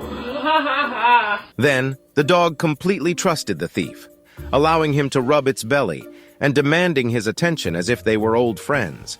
However, their friendship didn't last long. After playing with each other for a minute, the thief simply walked away with the stolen bicycle, leaving the dog behind. If you believe this dog is going to lose its job, please subscribe. When Both of you, hand over your cash, now! Hey, pardon us, okay? 1 second. Okay, this is perfect. I've been teaching you right. Muggers are like superhero 101. What's your plan? Okay, I was thinking about this in the shower this morning. How sweet would it be to turn into a giant slingshot? It's a weird plan, but okay. Hey! I'm still robbing you guys! We will be right with you, sir. Please! Relax, rookie. I've seen a lot of thugs. This guy is no shooter. Oh, my leg! Well, our work here is done. Hey, what are you doing? We can't just leave. You just shot him. I didn't shoot him. He shot him. You feel like I shot you? Stop shooting him! I am not shooting him! They shot my ass! I'm gonna throw a lightning bolt so far. I'm taking him to the hospital. And you owe me 5 coffees. Both of you. Endermen annoy me so much. Every time I build something nice, Endermen will gradually make it worse by either stealing blocks that I want in a specific place or by taking blocks and putting them in places that I don't want. So to punish Endermen for their annoyingness, I figured out 2 fun ways to kill them. First, you can make them swim until they die. Endermen can teleport up to 32 blocks in each direction, but if they try to teleport to an air block, they can seek downwards forever. However, if an Enderman hits a waterlogged block, the teleportation attempt will fail. So we put a 32 by 32 block platform at least 32 blocks beneath them and waterlog it, and then we build a little box with water in it out of waterlogged blocks. And now when you put an Enderman in there, it can't escape and it will die from the water. But the even more fun thing I found that you can do with Endermen is you can drown them to death. And no, I don't mean making them swim until they die. For whatever reason, Endermen don't get damaged when in water if they're in a boat and the top part of their head is in water. But they do have an oxygen meter, and over time they'll literally drown to death. Subscribe for more Minecraft. Endermen annoy me so.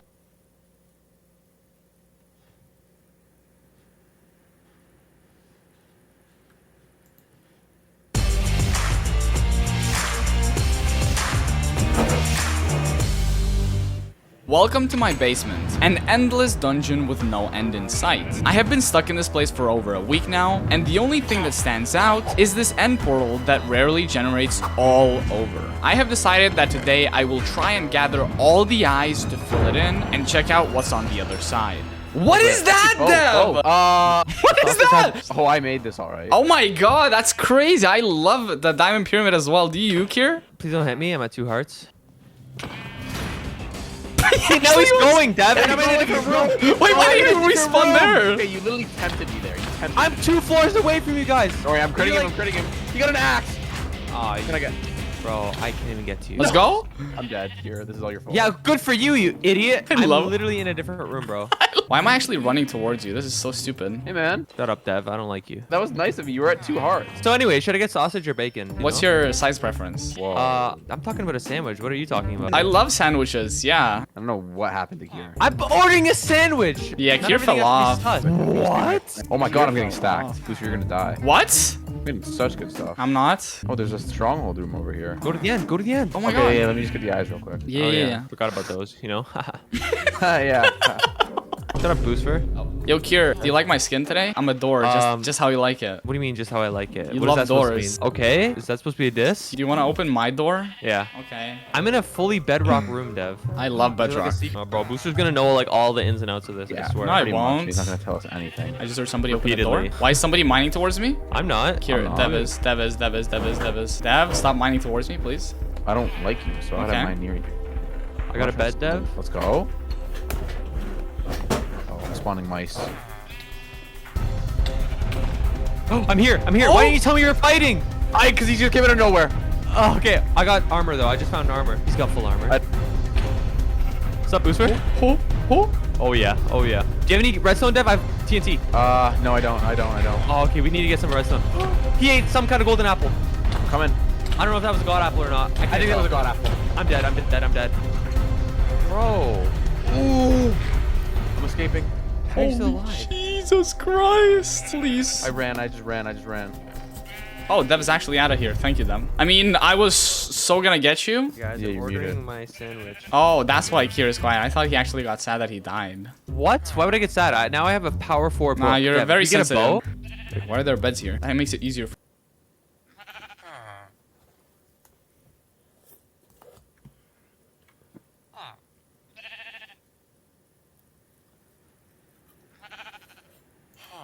What if I told you, oh my god, the contents of this case sold for over $60,000? Yes, 60 grand. This is the Nokia Ozo.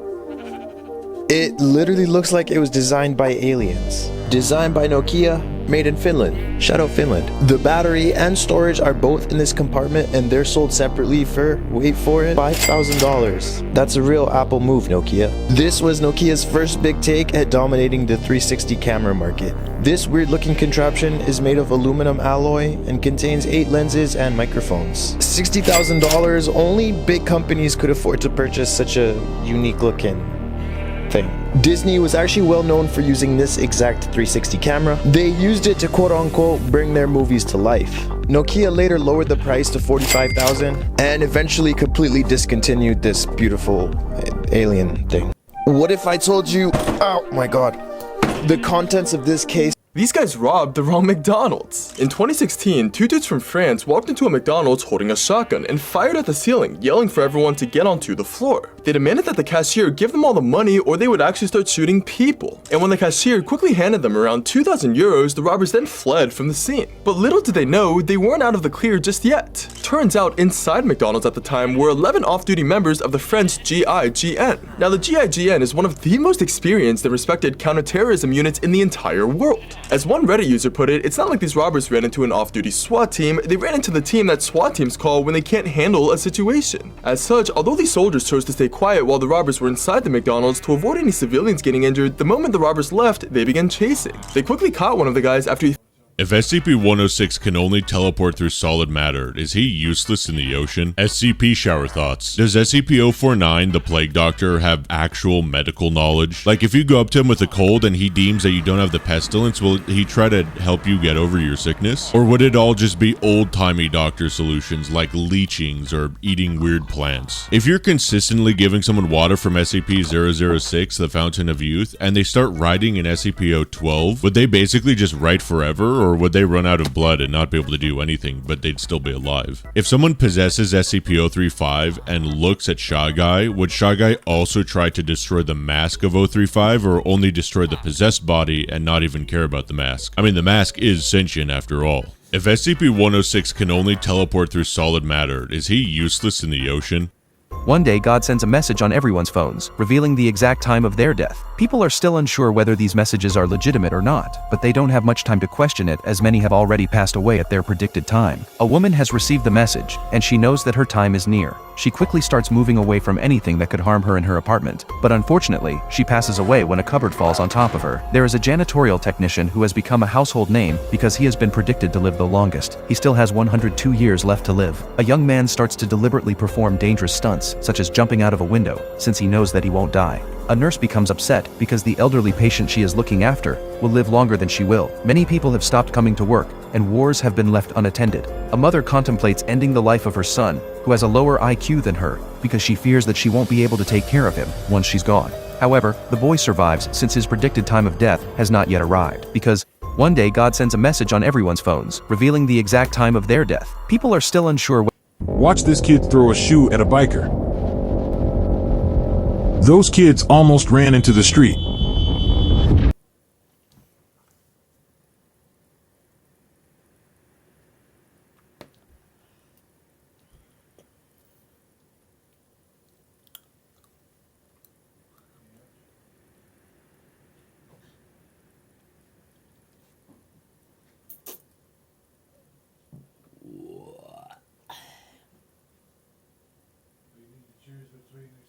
A 10-minute pack and even a 10-second pack. But what would it look like if I spent 7 months on a texture pack?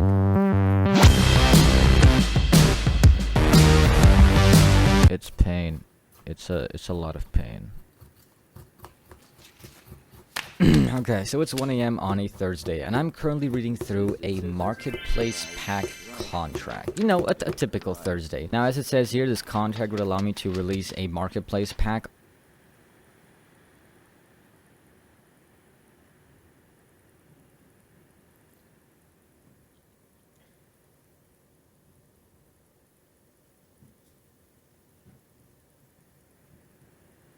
What the fuck? 2,000 years ago, an island's discovered. In the middle of it, a bottomless hole full of valuable, mysterious artifacts.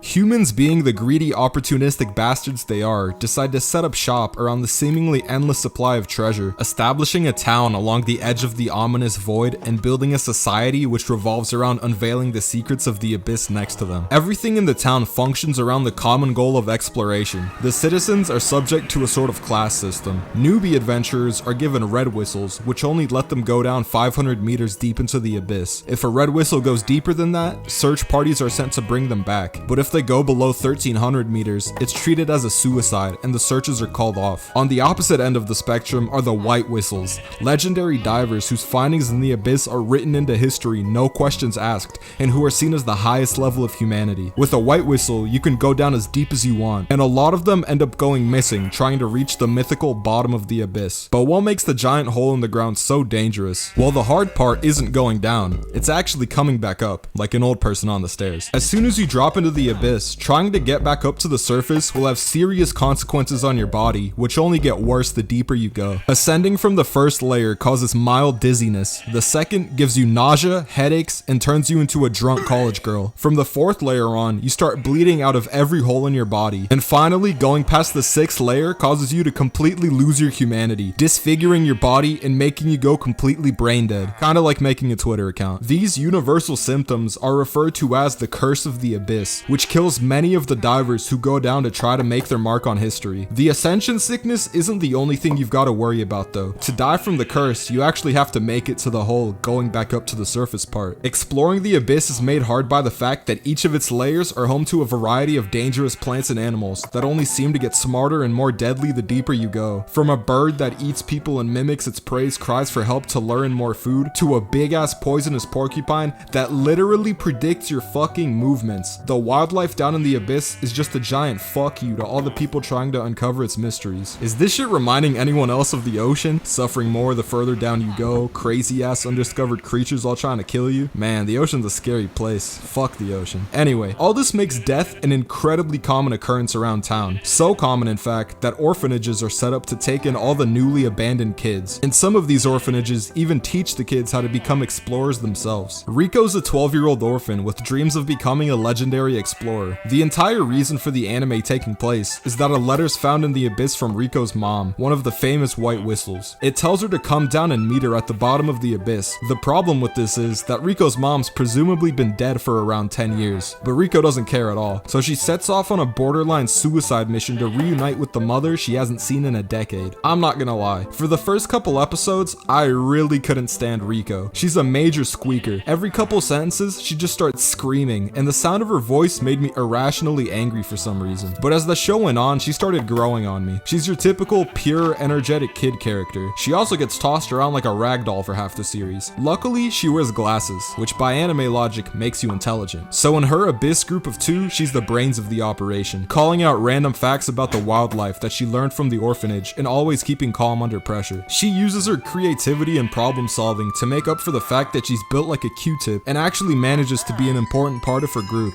The other half of the duo is Reg, a robot with amnesia who's completely immune to the curse of the abyss. Can't really bleed out of your ass if you don't have one. He's the muscle of the group, being pretty much indestructible, having extendable arms which makes descending into the abyss easy, and did I mention that he has a fucking cannon built into his arms. Reg spends his time in the series saving Rico's dumbass from certain death over and over. Whenever there's any action in the show, 90% of the time it's gonna have something to do with Reg in some way. Speaking of which, most Most of the action in the anime is short and sweet. At its core, it's a show about exploration and the childish ignorance of our main characters clashing with a dangerous, unforgiving environment. The show's at its peak when it's in survival and discovery mode. Each layer of the abyss has a completely different environment, its own creatures, and a lot of ways for the duo to die. Made in Abyss is great because the world doesn't feel like it revolves around the characters like in other anime. These actually feel like two kids picked up and dropped off in the wilderness. They're foreigners in the abyss, thousands of feet away from their comfort zones, struggling to survive day to day. Everything I like about the show mostly goes back to the creativity put into making it. The concept's something I've never seen, and that's incredibly refreshing considering the sheer amount of soulless, derivative, mass-produced shit that the anime industry pumps out every season. At a certain point, it all starts blurring together, and seeing something that paves its own path succeed is amazing. This is an anime that actually deserves a video game adaptation, unlike all the dogshit shonen and isekai games. Like, imagine if some boring, vapid shit like Konosuba got a video game. I'd buy it just to break the disc in half and shove it up my ass.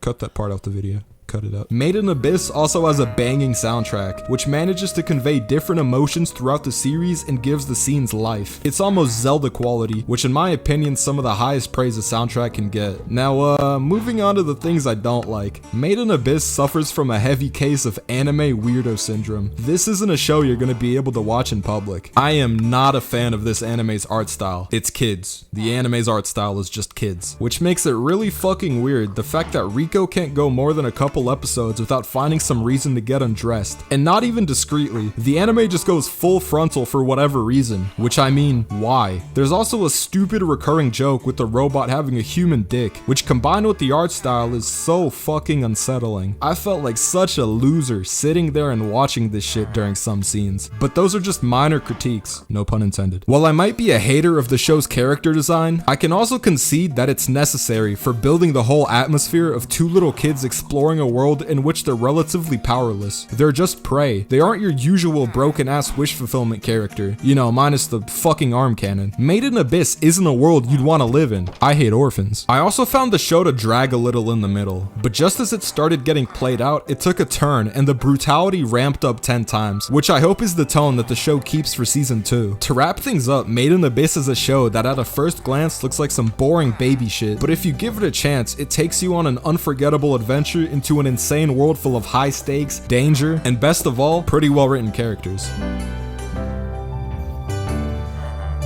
Wait, you guys are still here? Well shit, in that case, a couple of you guys asked me for a Discord, so I set one up, and it's gonna be kinda sad if it's only like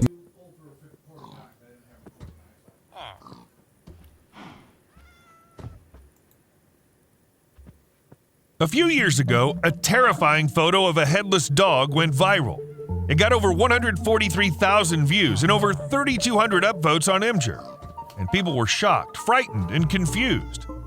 Now take a close look at this photo. What do you see here?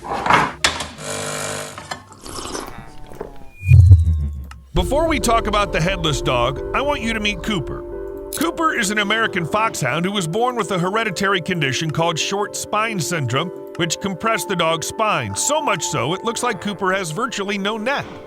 Due to his condition, his mobility is limited, and he can't turn his head to look back. He has to turn his whole body, sort of like Batman. What are you? I'm Batman.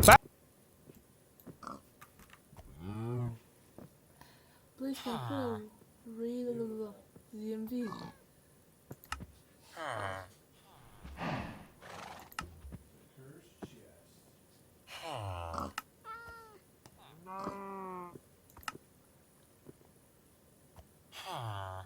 There it is, Sam.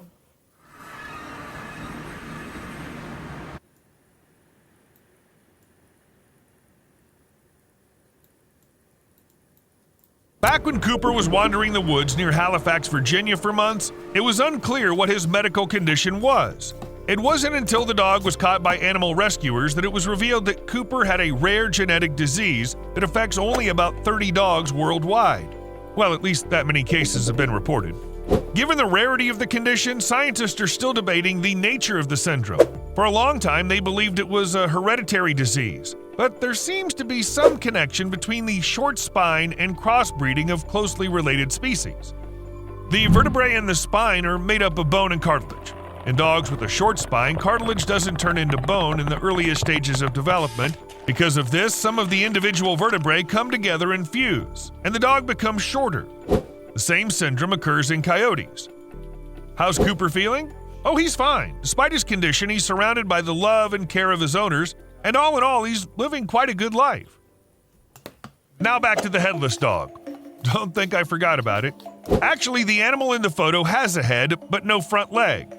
And yes, it really is a dog that's very busy licking itself. The camera angle is definitely a factor. However, this photo got us thinking, can animals actually live without a head? The question sounds a little absurd, but what's really strange is that the answer is yes, they can. There are some animals that can survive without a head thanks to a unique combination of factors, including their physical structure and nervous system. Of course, there aren't many animals like that, because for most of them, the brainstem plays a crucial role in regulating basic body functions. Many animals simply can't breathe without their head, and their heart stops beating. So who are the lucky ones who can survive decapitation? Chickens have been known to keep flapping their wings and running after losing heads. Decapitation activates nerve endings in the neck and sends electricity through the nerves to the muscles, causing them to move. Although unless the head is removed below the eyes, the part of the brain that allows the animal to breathe and maintain motor function stays intact. Well, I already told you the story of Mike the chicken in one of our videos. Another animal that can live without a head is the tortoise. Tortoises have a slow metabolism, which helps keep their organs alive for long periods and extend their lives. Also, tortoises require little food and their slow movements don't take much energy. But what about the brain? The thing about tortoises is that they have a very small brain. In fact, some species don't even have that part of the brain we call the hippocampus. This is the area of the brain that controls things like emotions, learning, memory, and spatial navigation. So what do the tortoises have? Mostly the part of the brain called the medial cortex. Because of all this, some species of tortoises rely so little on their brains that they can live without them.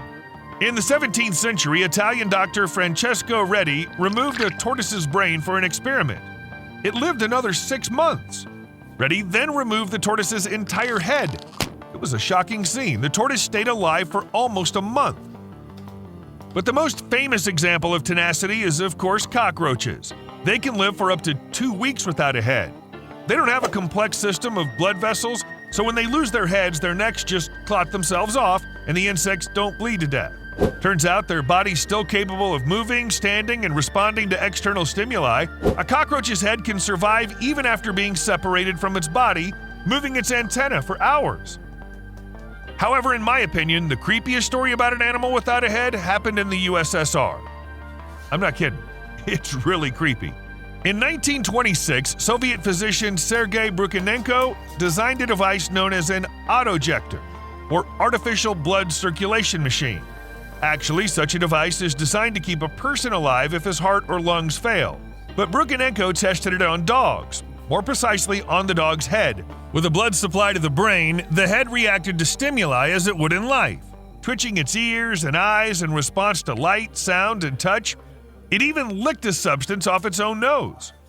But then, of course, it died. Okay, enough creepy stuff for today. Meet Tuna, a Chihuahua Dachshund crossbreed, both a meme and an internet celebrity who's been called the ugliest dog in the world. Well, I don't know, seems like a cute dog to me. Tuna was abandoned by his former owner near San Diego, California, then rescued by his new owner, but suffered an emotional trauma that caused him to crawl on his stomach. What made Tuna popular, however, was the way he looked. He has an overbite with protruding small teeth, big ears, a long wrinkled neck, and a very thin coat. In some spots, the dog looks almost naked. This brought Tuna 2 million subscribers, and their number keeps growing, plus a book and some merch. Reese Witherspoon, Ariana Grande, Hilary Duff, and Lady Gaga can be found among Tuna's followers on social media. And no, the overbite doesn't bother the dog too much. It's just that sometimes Tuna's gums dry out, causing his teeth to protrude. But then again, it brings Tuna even more followers. It gets much weirder when the teeth are located on one's head. This phenomenon was actually observed in a mountain lion. A hunter spotted a young male mountain lion near Preston, a city in southeast Idaho, in late December 2015. The hunter saw the predator attack a dog on private property and then flee into the hills. It took 3 hours to track the predator and kill it. It was legal, by the way, but the most incredible thing was yet to come. The mountain lion appeared to have fully formed canine teeth and even small whiskers growing out of the fur-covered left side of its forehead. Almost makes it look like Voldemort. It's unclear what caused the unusual growth of the teeth, but state biologists came up with 2 theories. Perhaps the teeth are the remnants of a conjoined twin which died in the womb but was absorbed by the surviving fetus, or it could be a tumor called a teratoma, a mass filled with teeth, hair, and sometimes even fingers and toes. Such tumors contain tissue found in embryos at an early stage of development. They're usually benign and don't spread to other parts of the body, so the extra teeth probably didn't make the mountain lion particularly uncomfortable. And this is Frank and Louie, a cat with not only 2 names, but 2 faces on the same head. When this cat, or should I say cats? Anyway, when Frank and Louie were born, the vet said they just wouldn't live long. Janus cats, named after the two-faced Roman god Janus, usually die very quickly because of congenital defects that prevent them from eating properly. But for reasons unknown, Frank and Louie didn't suffer from any serious diseases and made it into the Guinness Book of World Records in 2012 as the longest-lived Janus cat. Frank and Louie were born with 2 faces, 2 mouths, 2 noses, and 3 eyes. True, only 2 eyes can see, the middle one can't even blink. To eat, the cats used only 1 mouth, which was connected to the esophagus, so they didn't have any problems with feeding. The personality of the cats was just great. They loved to cuddle with people. Sadly, Frank and Louie died in 2014 at the age of 15, which is actually a pretty decent age for a cat, especially the one with 2 faces. The exact reason why there are Janus cats out there is still not clear, but according to experts, it could be attributed to various genetic mechanisms. Although I could explain which genes might cause the appearance of 2 faces on the same body, I'm not sure if I could explain it in layman's terms. 2 faces on the same body could be caused by the Sonic Hedgehog gene family. Does that mean anything to you other than a blue hedgehog? Well, that figures. Along with 2-faced cats, there are also 2-headed sharks. I agree, it sounds like something straight out of a horror movie, but such creatures are found all over the world from time to time. It's even believed that it became especially common somewhere in the noughties. In 2008, a fisherman named Christian Johnston caught a small blue shark with 2 heads. In 2013, a group of Floridian fishermen pulled a large bull shark out of the water, and a 2-headed fetus was found inside it. A few years later, Spanish researchers found an embryo of the species Gallius atlanticus, also with 2 heads. Of course, such creatures can't survive in the ocean and they die very, very quickly. And you know, in a way, it's a good thing. Some people are frightened even by ordinary sharks, let alone 2-headed ones. But why are there suddenly so many 2-headed sharks out there? The increased mutation rate in wild sharks can be caused by a number of factors, including viral infections or pollution. Some researchers suggest that overfishing may be the cause, and there's some logic to that.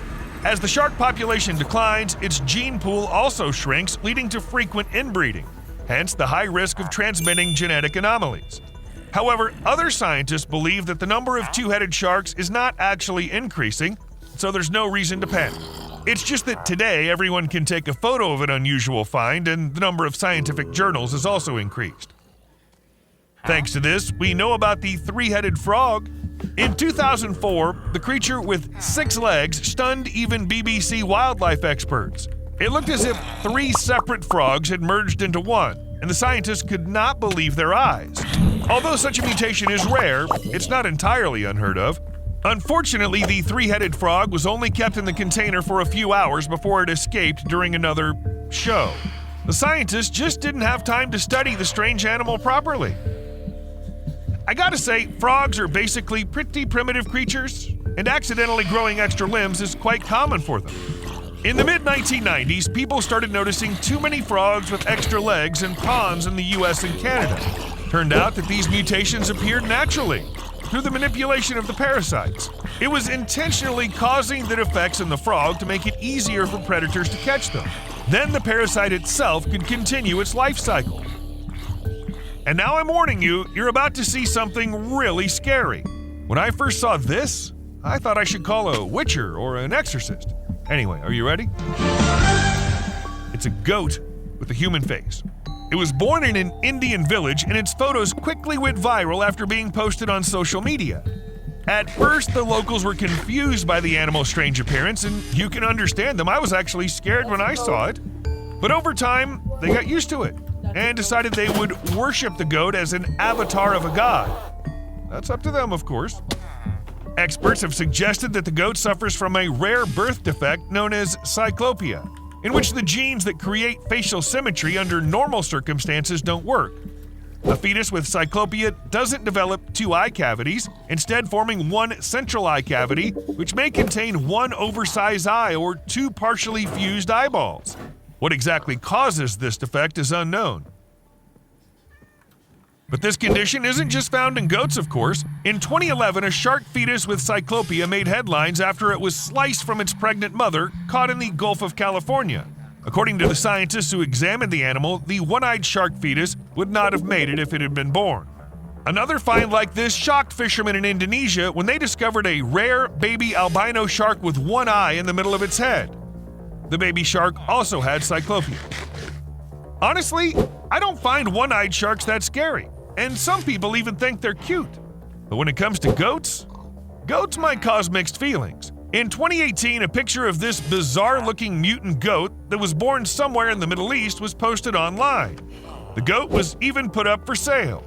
The huge animal has an enormous head, which appears to have mutated for unknown reasons. However, the goat itself is clearly not bothered by this condition and looks quite cheerful.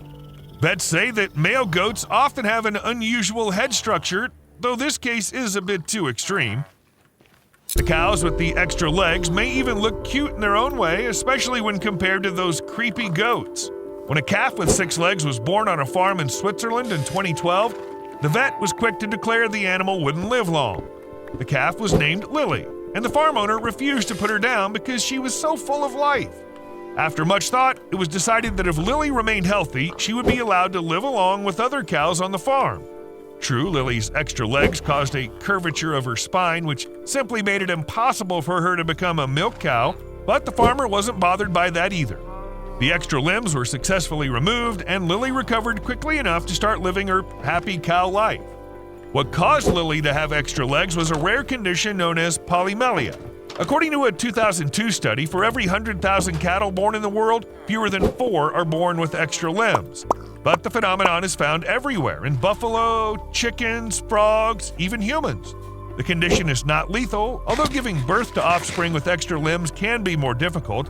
When it comes to pets, the extra limbs can be surgically removed, and it'll be a good thing for them. With humans, as you can imagine, things get much more complicated. But sometimes unusual changes to animals happen due to common scoliosis.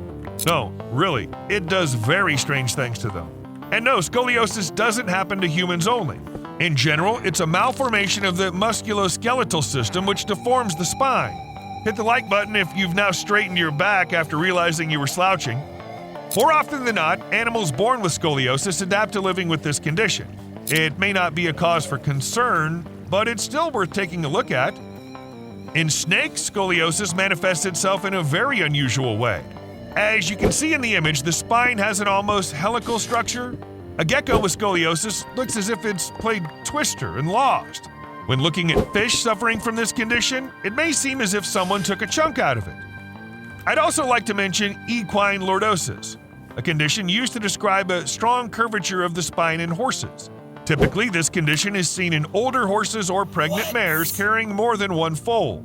This is because lordosis puts a significant strain on the spine, which can be a health hazard. Additionally, young horses may also be affected by lordosis due to their genetic predisposition. But don't worry, no matter how frightening the curvature may look, the animal isn't suffering. Lordosis in horses does not necessarily result in pain or discomfort, and with proper care, these animals can live healthy lives despite the shocking way they look. See you later.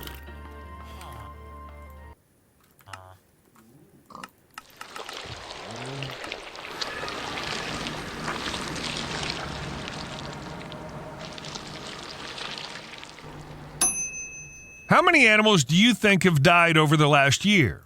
For example, in this area where Steve is. How about this one? Actually, no one knows the exact number, but trust me, there are too many of them. How many animals live around an average city dweller? You may think not many, but that's because animals know how to hide. In fact, there are a huge number of them. Rats, birds, stray cats, dogs, foxes, squirrels, raccoons, coyotes, and those are just the ones that one can name off the top of its head. Now ask yourself, when was the last time you saw a dead animal? If animals and birds around us die every day, even every minute, how come we so rarely see dead ones?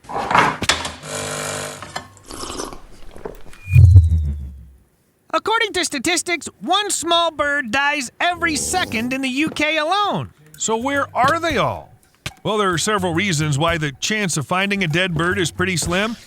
Dead small birds simply blend into the surroundings. You can be 16 feet away from them and simply not notice them. Moreover, dying animals usually get into secluded places. For example, under bushes where they find their final resting place. A significant number of deceased animals are consumed by predators, leaving behind only a small circle of feathers. These feathers are swiftly repurposed by other animals as construction materials for their nests. Why waste good stuff? Also, don't forget that nature is very quickly getting rid of corpses. Mammal scavengers, insects and their larvae, bacteria, and fungi, they all recycle bodies within days. And if the animal was small, some insects can deal with it even faster. Some of them are very voracious.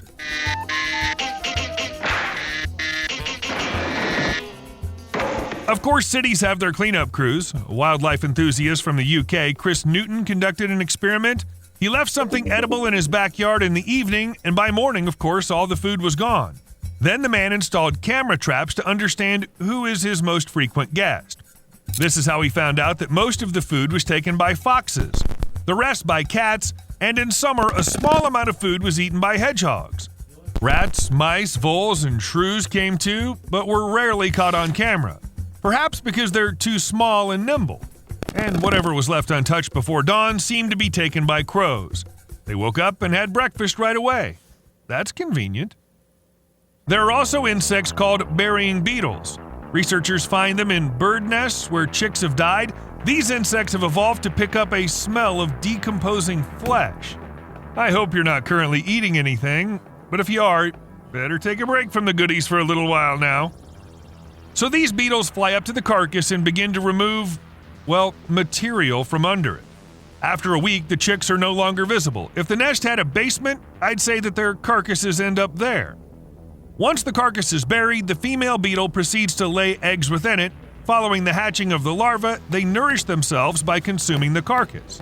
It may sound disgusting, but when you think about it, adult burying beetles are quite caring parents. According to statistics, animal carcasses are most often seen on roads. Lights fading, limbs growing cold. The reason behind this is that when animals meet their demise on the road, they can't crawl away, and the heavy traffic makes it challenging for scavengers to get to them. However, despite the obstacles, magpies and crows can be observed fearlessly dodging cars on the roads. Yes, they take risks to consume the deceased animals.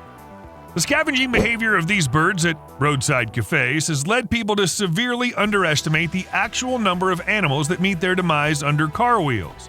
To get the real estimate, researchers set up camera traps in the city of Cardiff. Chicken heads were used as bait, mimicking animals killed on the road.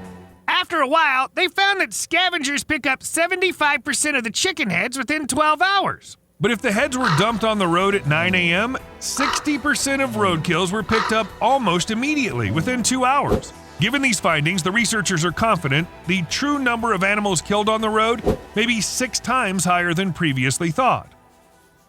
Steve brought up an intriguing point. Perhaps some people rarely come across deceased wild animals because they don't have cats and dogs. After all, not only can these pets kill the animals they catch, but they may also bring their prey to their owners. Without delving into scientific specifics, I'll explain briefly. Scientists have studied such behavior in animals, including dolphins exchanging dead fish, and have concluded that these gifts are a manifestation of a special bond. Sometimes. And sometimes your dog isn't planning to give you some already rotting mouse. It may just be planning to eat the nasty thing on its comfy bed in a safe place that coincidentally happens to be near you.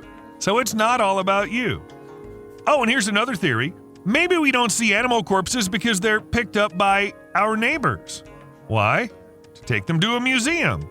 A museum in Denver, Colorado asked to bring them the animals killed in collisions with cars or other man-made causes. By preserving and studying these specimens, researchers hope to better understand how well wild animals cope with habitat change. It's estimated that they already have about 6,000 animals stored in their freezer. 6,000! That sounds like a lot. Scientists extract the insides of dead animals, take samples, study them. It may seem strange to some, but based on this data, various studies are conducted, including the ones Steve and I are talking about. Afterwards, the animals brought to the museum are used to make such valuable exhibits. And there are quite a lot of such museums in the world. Of course, even if we assume that each of them keeps 6,000 or even 12,000 dead animals, it'd still be very little compared to the overall number. Still, museums do their part by making sure we see fewer corpses of birds or rabbits.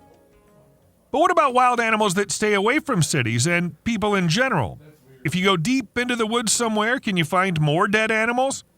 The answer is no, even if we talk about the wildest places.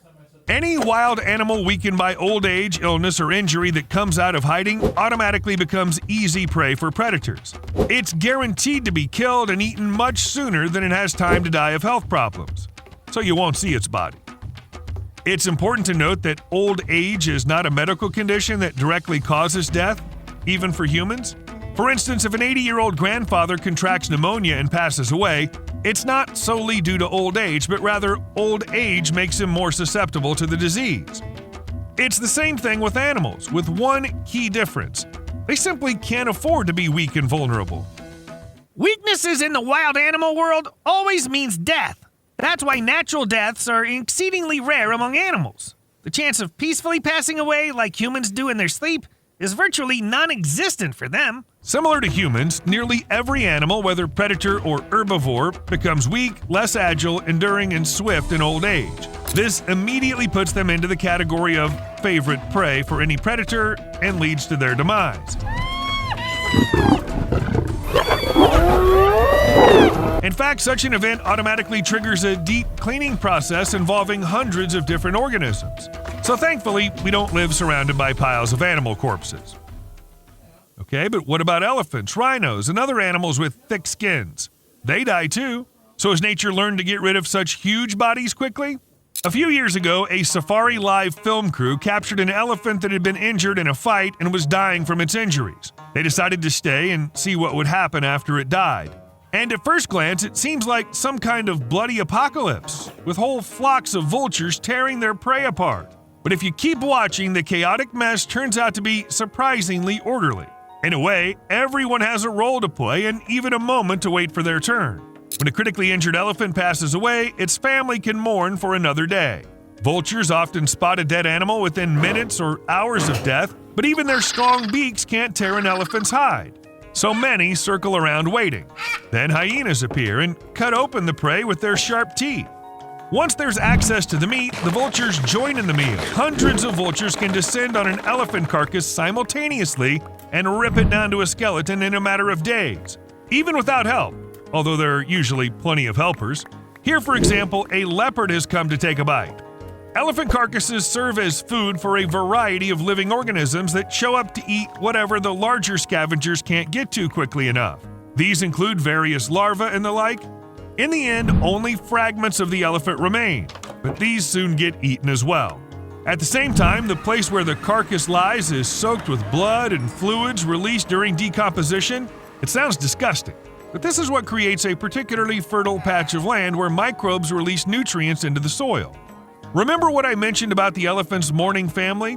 Well, each member of the family leaves behind piles of dung that become a home for various species of dung beetles and countless other small creatures.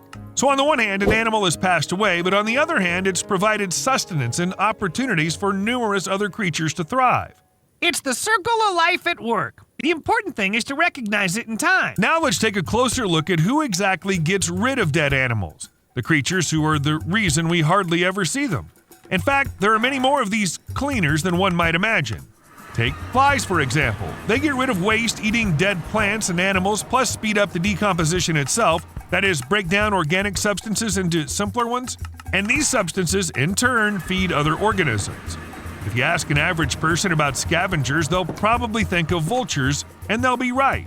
But their important and primary role is not eating carcasses. Vultures tear them into smaller pieces, which speeds up the decomposition process. They scatter the body parts in various directions, ensuring that the nutrients are evenly distributed instead of being focused in one spot. Actually, the scavenger group includes bigger creatures like jackals, coyotes, crows, raccoons, and foxes. Talking about birds, you've got loads of vultures, and each one's got its own job when it comes to chowing down on a carcass. Some go straight for the guts. Some are all about the meat, and others focus on the bones. It's like they've got their own little labor division going on. These photos, for example, show a bearded vulture enjoying bones. Seriously, you look at it and you start thinking, bones are pretty tasty stuff. Cockroaches are another well-known scavenger that humans generally dislike. If you've seen cockroaches at your home, you know that the experience is simply unforgettable, in the worst sense of the word. These insects eat dead animals, plants, paper, clothing, any organic matter. Basically, they'll eat just about anything they come across. And while most people find cockroaches disgusting, they play an important role in the nutrient cycle. I agree, it's pretty hard to accept, especially if you've ever seen a cockroach crawling somewhere near your own lunch. Or your bed. Ew.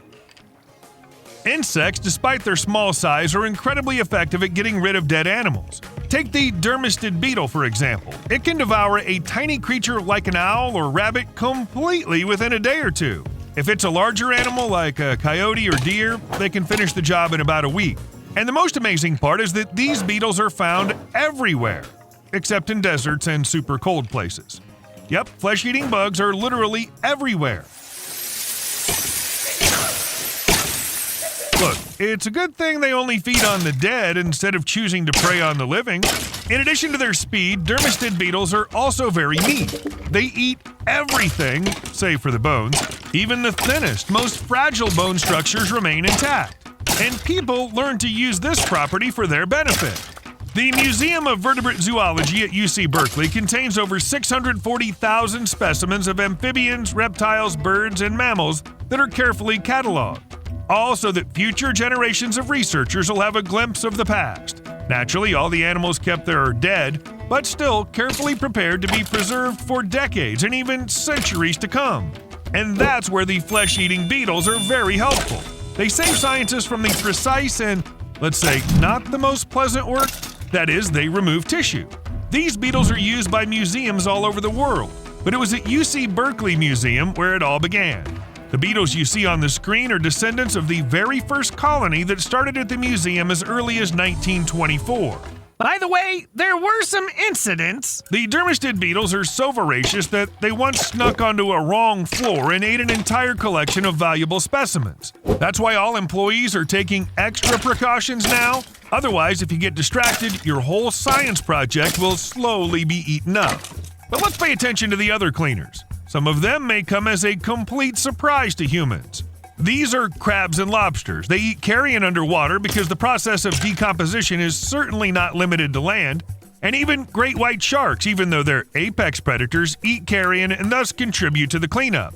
Whatever remains is picked up by worms, sea cucumbers, and other small creatures. They are the penultimate link in the chain that recycles nutrients and reintegrates into the ecosystem.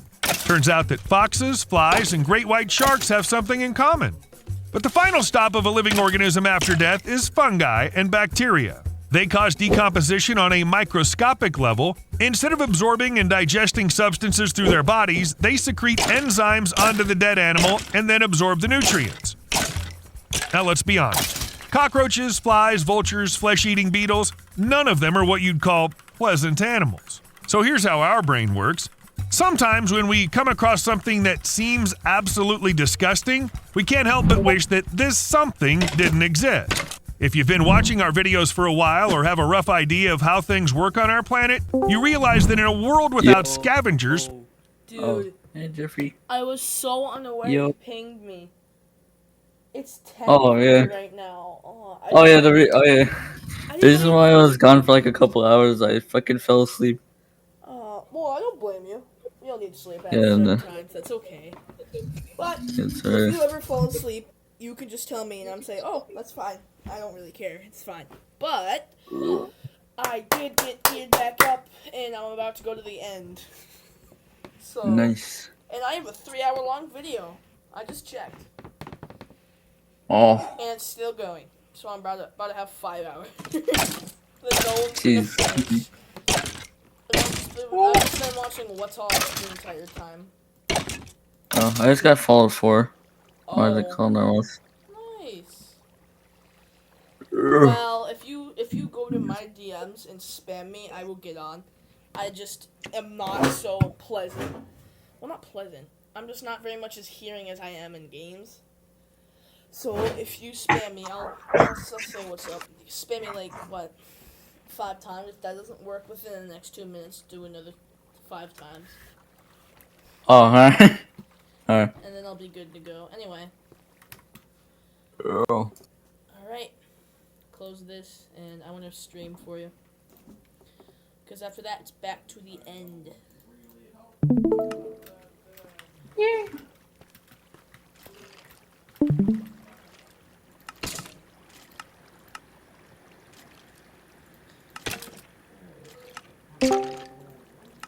Hi, Tiz. Skatus. The entire time you were gone, I got re-geared. I got every single piece of netherite pack with diamond, with mending, and it took me about 3 hours. McLeod was right. Really? I'm not supposed to. No, shut up. Oh. I didn't know that. Yeah, shut up. Bruh. I need to kill some of these. Have fun with that. Goodbye. Oh, yeah. God, oh, there he goes. Yeah. Bro sounds like he was on drugs for a second. You saw nothing.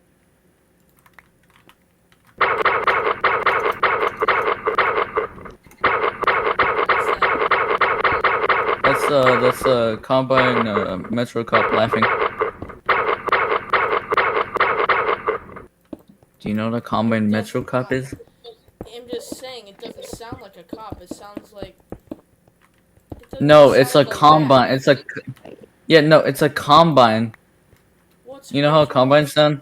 No, what's wrong with the combine? I don't even know who they are. They're the best. Oh my Lobert, hold on. Here, I'm gonna play something of just combine talking.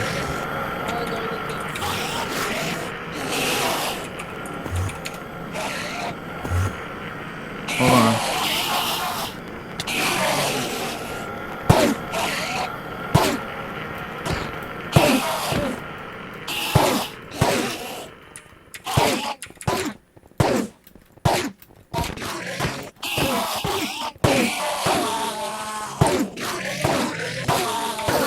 Where are these guys? Hold on.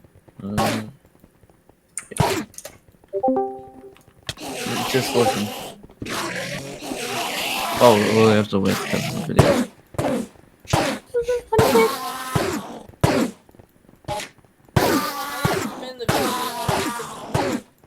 I was here for like, I don't know, like 30 minutes. In a minute.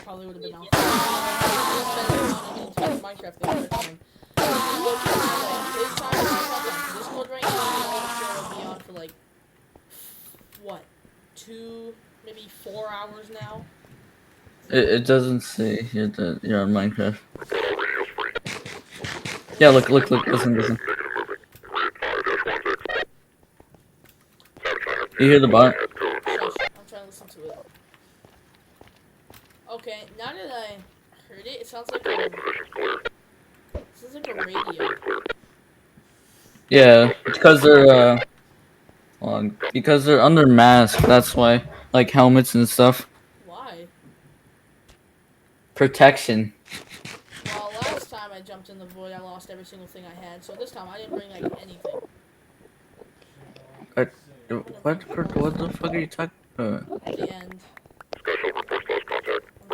I'm talking about the end. Also, did you edit my video yet? You didn't even send me it. Oh, really? Story about it. I don't know, maybe.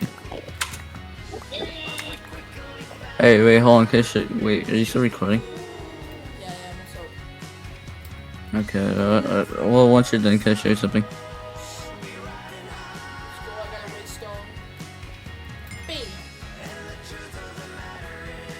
And also, you should get Half-Life because it's a pretty good game. I mean, Half-Life 2. I mean, you can get Half-Life 1 if you want. Okay. Yeah. Yeah, once you get money. He even trusts me with his full stuff, like full Microsoft account and stuff. So I don't want to screw this man over. It might take me a little bit. The coming region. What's that? Coming region?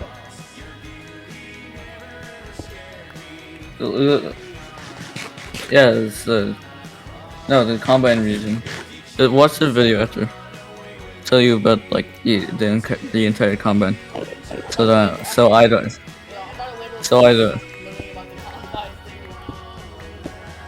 And learn by the about the.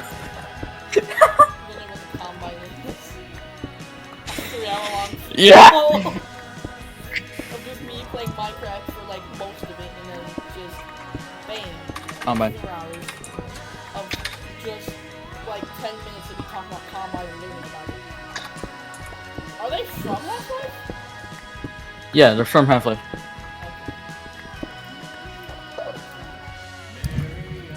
They look pretty fucked up under the mask, though. But yeah, it's alright. Sorry, I know what they sound like. What do they look like under the mask? Like, look up. Well, that's that's how they look. Here, hold on. This is like. Hold on. This is how they look like. They look like fucking fucked up humans. Look at that. Yeah.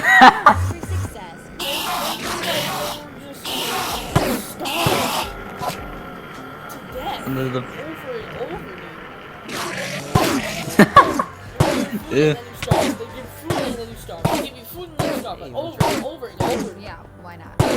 Yeah, that's how they look. Oh, this is yeah, this is the Combine Elite under the mask. Oh, they look less up, I guess. Well, no, Yeah. more crappy. Well, they literally replaced their entire body with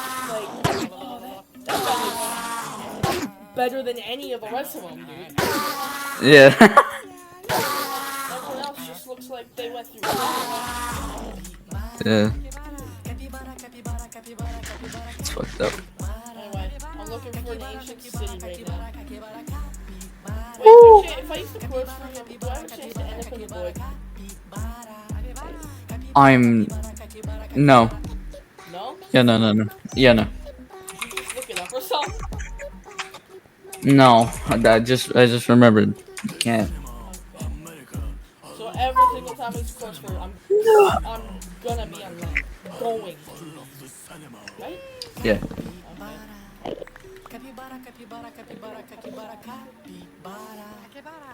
Oh, here, I'll delete it so you don't have to look at it. I wasn't even looking at it. We're focused on Minecraft. Looking at my Spotify. You listen to Spotify while recording? Yeah. It's quiet enough that my stream don't hear it. Oh, okay. Also, put in the video that I sent you that I Left 4 Dead one. Put in that one that I said that you are a confirmed best editor worldwide. Okay. I guess. I don't know what else to do.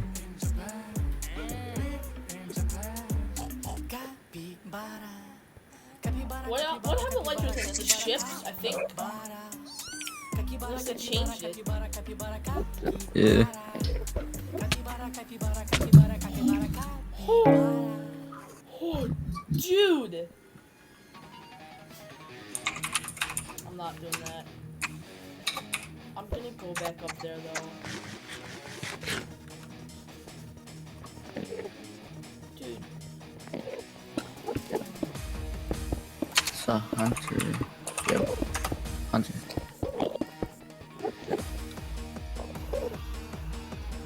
These ones are even fucking scarier as well.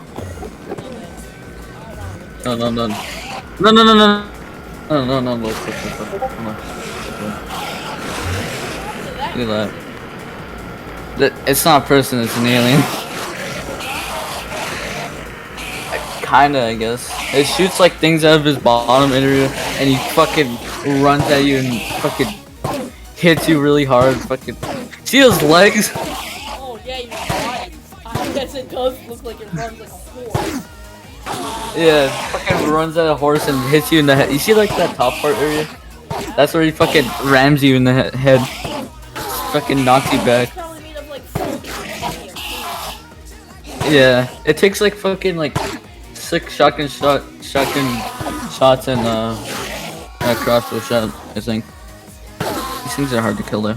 That ain't that bad.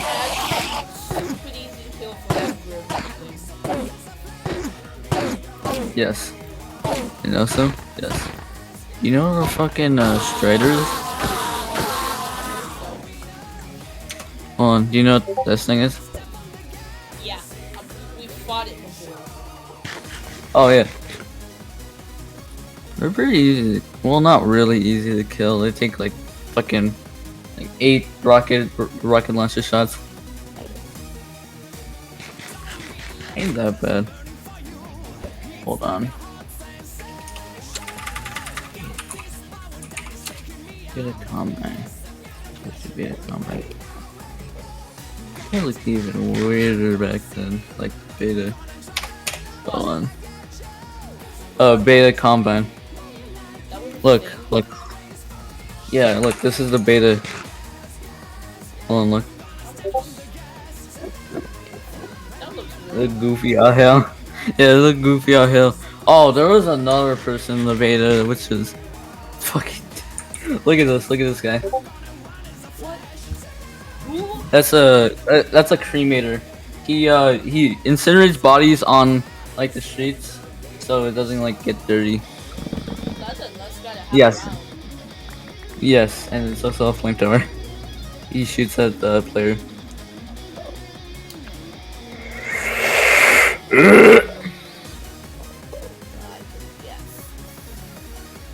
Oh, this would've been fucking scary. Oh, look at this. It's apparently called a fucking super combine sold. What? I'm looking at beta concept art. Oh, that was beta stuff? I thought it was like upcoming. I was like, bro. No. Jesus. I'm not Holy playing that game if fuck. that was upcoming. No. Oh, there was still this in the beta. Hold on. Hold on, let me find it real quick. No, no. No, this was in the beta. Hold on, look. That was in the beta. Just ignore that she's not gripping the guns. Because it's beta. That was gonna be the Combine Elite, but they replaced it with the. Half human, half It's a woman. regular person.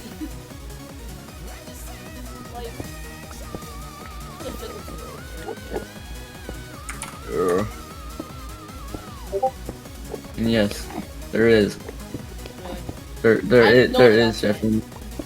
Yeah, and also wood. Wood? I would. Really, bro? Okay, I'll delete. Go for AI. Imagine the first AI? day of the year. Yeah, bro. The sun is shining. There's a cold drink in your What hand. the fuck? That is fine. No. No. Okay. No, this awesome. Oh, that's how they look on mask? Jesus, fuck.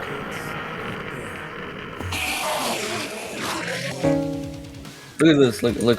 This is what they look like on mask. It's not horrible. Look. Wait, I have to zoom in. Eh. What's up? Look. Oh. It looks They look like they're decomposing. Yeah. Yeah. Yeah.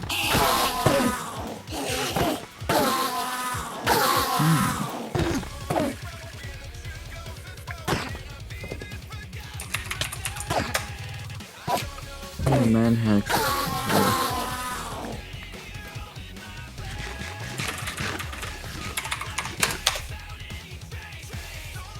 Oh, look at Combine.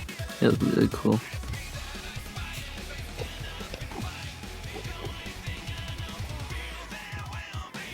Oh, an advisor. Holy fuck. Look, this is an advisor. Oh, sorry. Beat that thing with your bare hands, bro. That is no advisor. That is an advisor. It's called an advisor. What's it supposed to do? It is way more powerful than you, Jeff. You cannot beat up that thing. What, how big is it? It's like a truck size. Never mind. That thing is huge. And also, I think it has like. There's also a tongue that comes out of the mouth and it like enters the back of fucking heads and just, I don't know, eats, I think. Why? What does it eat? I don't know. Let me Humans? guess. Rotting corpses. Oh yeah, it did. It did. It did, or does it actually? I'm not sure. Oh yeah, Zombine. Goofy odd name. You know what a Zombine is? You wanna see what a Zombine is? This little guru. Or Could've guessed. yeah. Head crab. What are head crabs from? I don't know. From. Oh, they hop on humans and then take control of them and yeah. From Half-Life? Yeah, they're from Half-Life. They came from like some like alien world with other creatures around. Doobies, creepers, of course. Creepers. Let's go. They sound like they're just gonna stalk you in your house when you're sleeping. It's just gonna be scary as hell, but they won't do anything at all. Yeah. Yeah, literally all that. Hey, head crabs? Or zombines. Head crabs. Oh yeah. They'll hop on human heads and fucking yeah, you know. They literally fucking rip out their guts and leave them alive. If you reverse the audio sounds for the zombies, you can hear them like saying help and fucking screaming. Here, look here. I'll play an audio. I'll play an audio. Give me a second.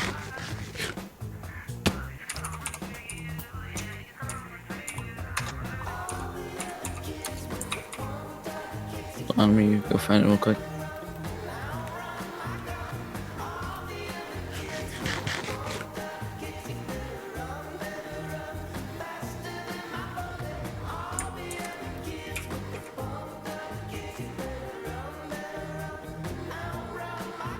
Wait, if I throw an other girl into the void, it's not doing anything? Huh? Not in Java version, but in Bedrock you'll teleport back down there. Really?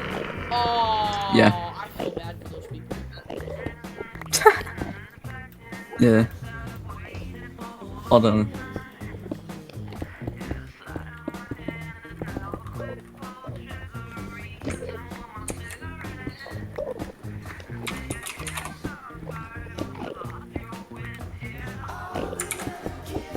Here, look, listen. Oh, just wait. You should be able to hear it. You should be able to hear it. Just. Oh.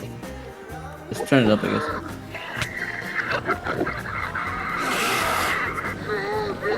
Alright, well, hold on. Like, right here.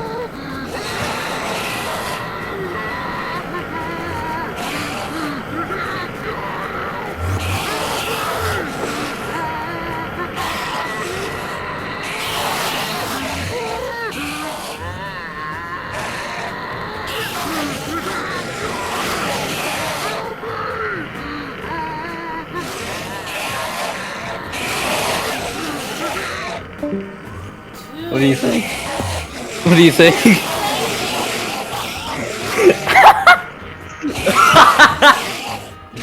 It is way scarier than just some goofy game, Jeffrey.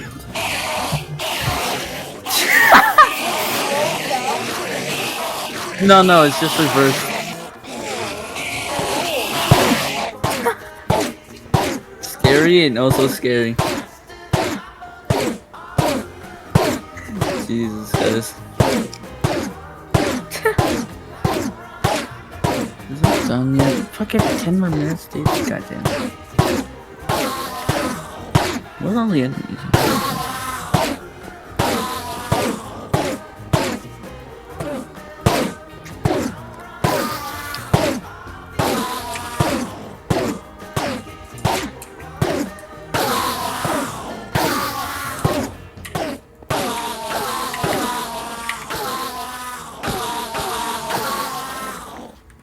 Let's go 10 edit bros. Easy.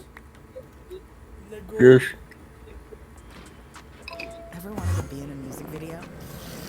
7-Eleven and Speedway just might get your shot. Use 7 boards or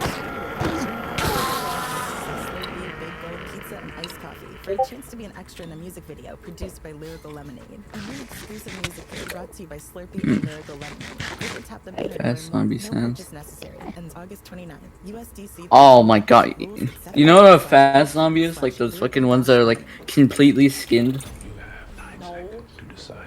Oh, here, hold on. Yeah. On September 1st. Do you remember how they looked like? No. Alright, here. You know what I just Here, I'll give it. realized? I'll The give you end that. particles are just the sand particles and stuff, but like, look, do you notice this? It's Yeah. purple sand. Yeah. Here, look, this is how they look like. Oh, yeah, I've seen those. Yeah. And do you know how they sound? No. I don't Alright, this is how they sound. Oh, too bad.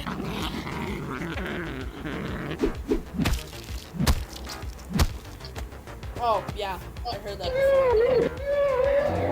Hear this?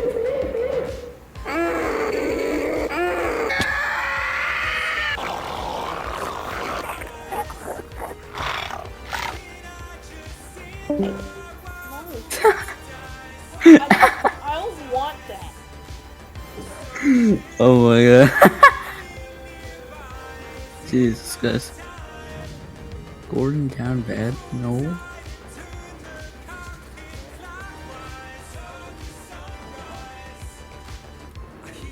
A fucking poison zombie has 450 health. Jesus fuck. A poison zombie, you know the one where he's like hunchback and he throws poison head crabs at you? No. I'll send you a reference image. You better leave? Scaring you or something? No, like, I have to. Oh, okay. Like, at least before you go, look at that. Jeez. That guy got unlucky. Yeah, his fucking ribcage is. Yeah, his back is fucking completely exposed because those head crabs are, I think, knobbing on him. Oh, Jeff. You should look at Jeff. Time for back. Look. Okay. Oh, yeah, before you go, look.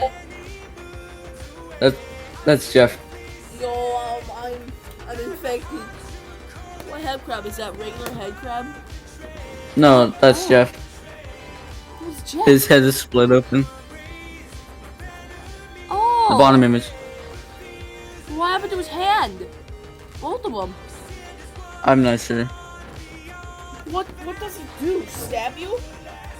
No, he eats you. That open, exposed head.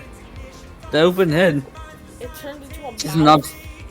Yeah, and also that's in a VR game, which is even more scary. Fucking, you have to be in a closed space with him in an elevator. Like so close. He beats up a head crab because, well, you're in there as well. That's not It's fucking. Oh yeah, and I beat that game as well. It was fucking scary. Just like peeking around the corner and him just fucking slamming a head crab into the wall. That's not fun. That's not fun, bro. Let me give you words, news.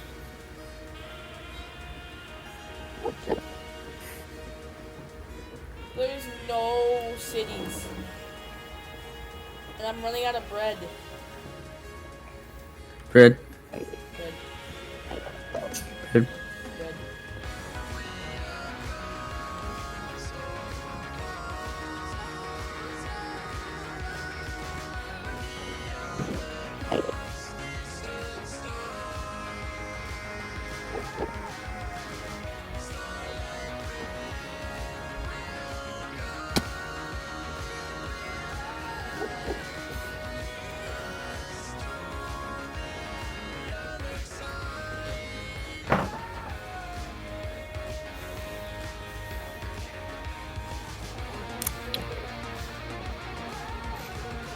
That's cool. When can I play Fallout? 10 more minutes, dude. You said that last time. People shit. Trillionaire shit. Rich people shit. Gazillionaire shit.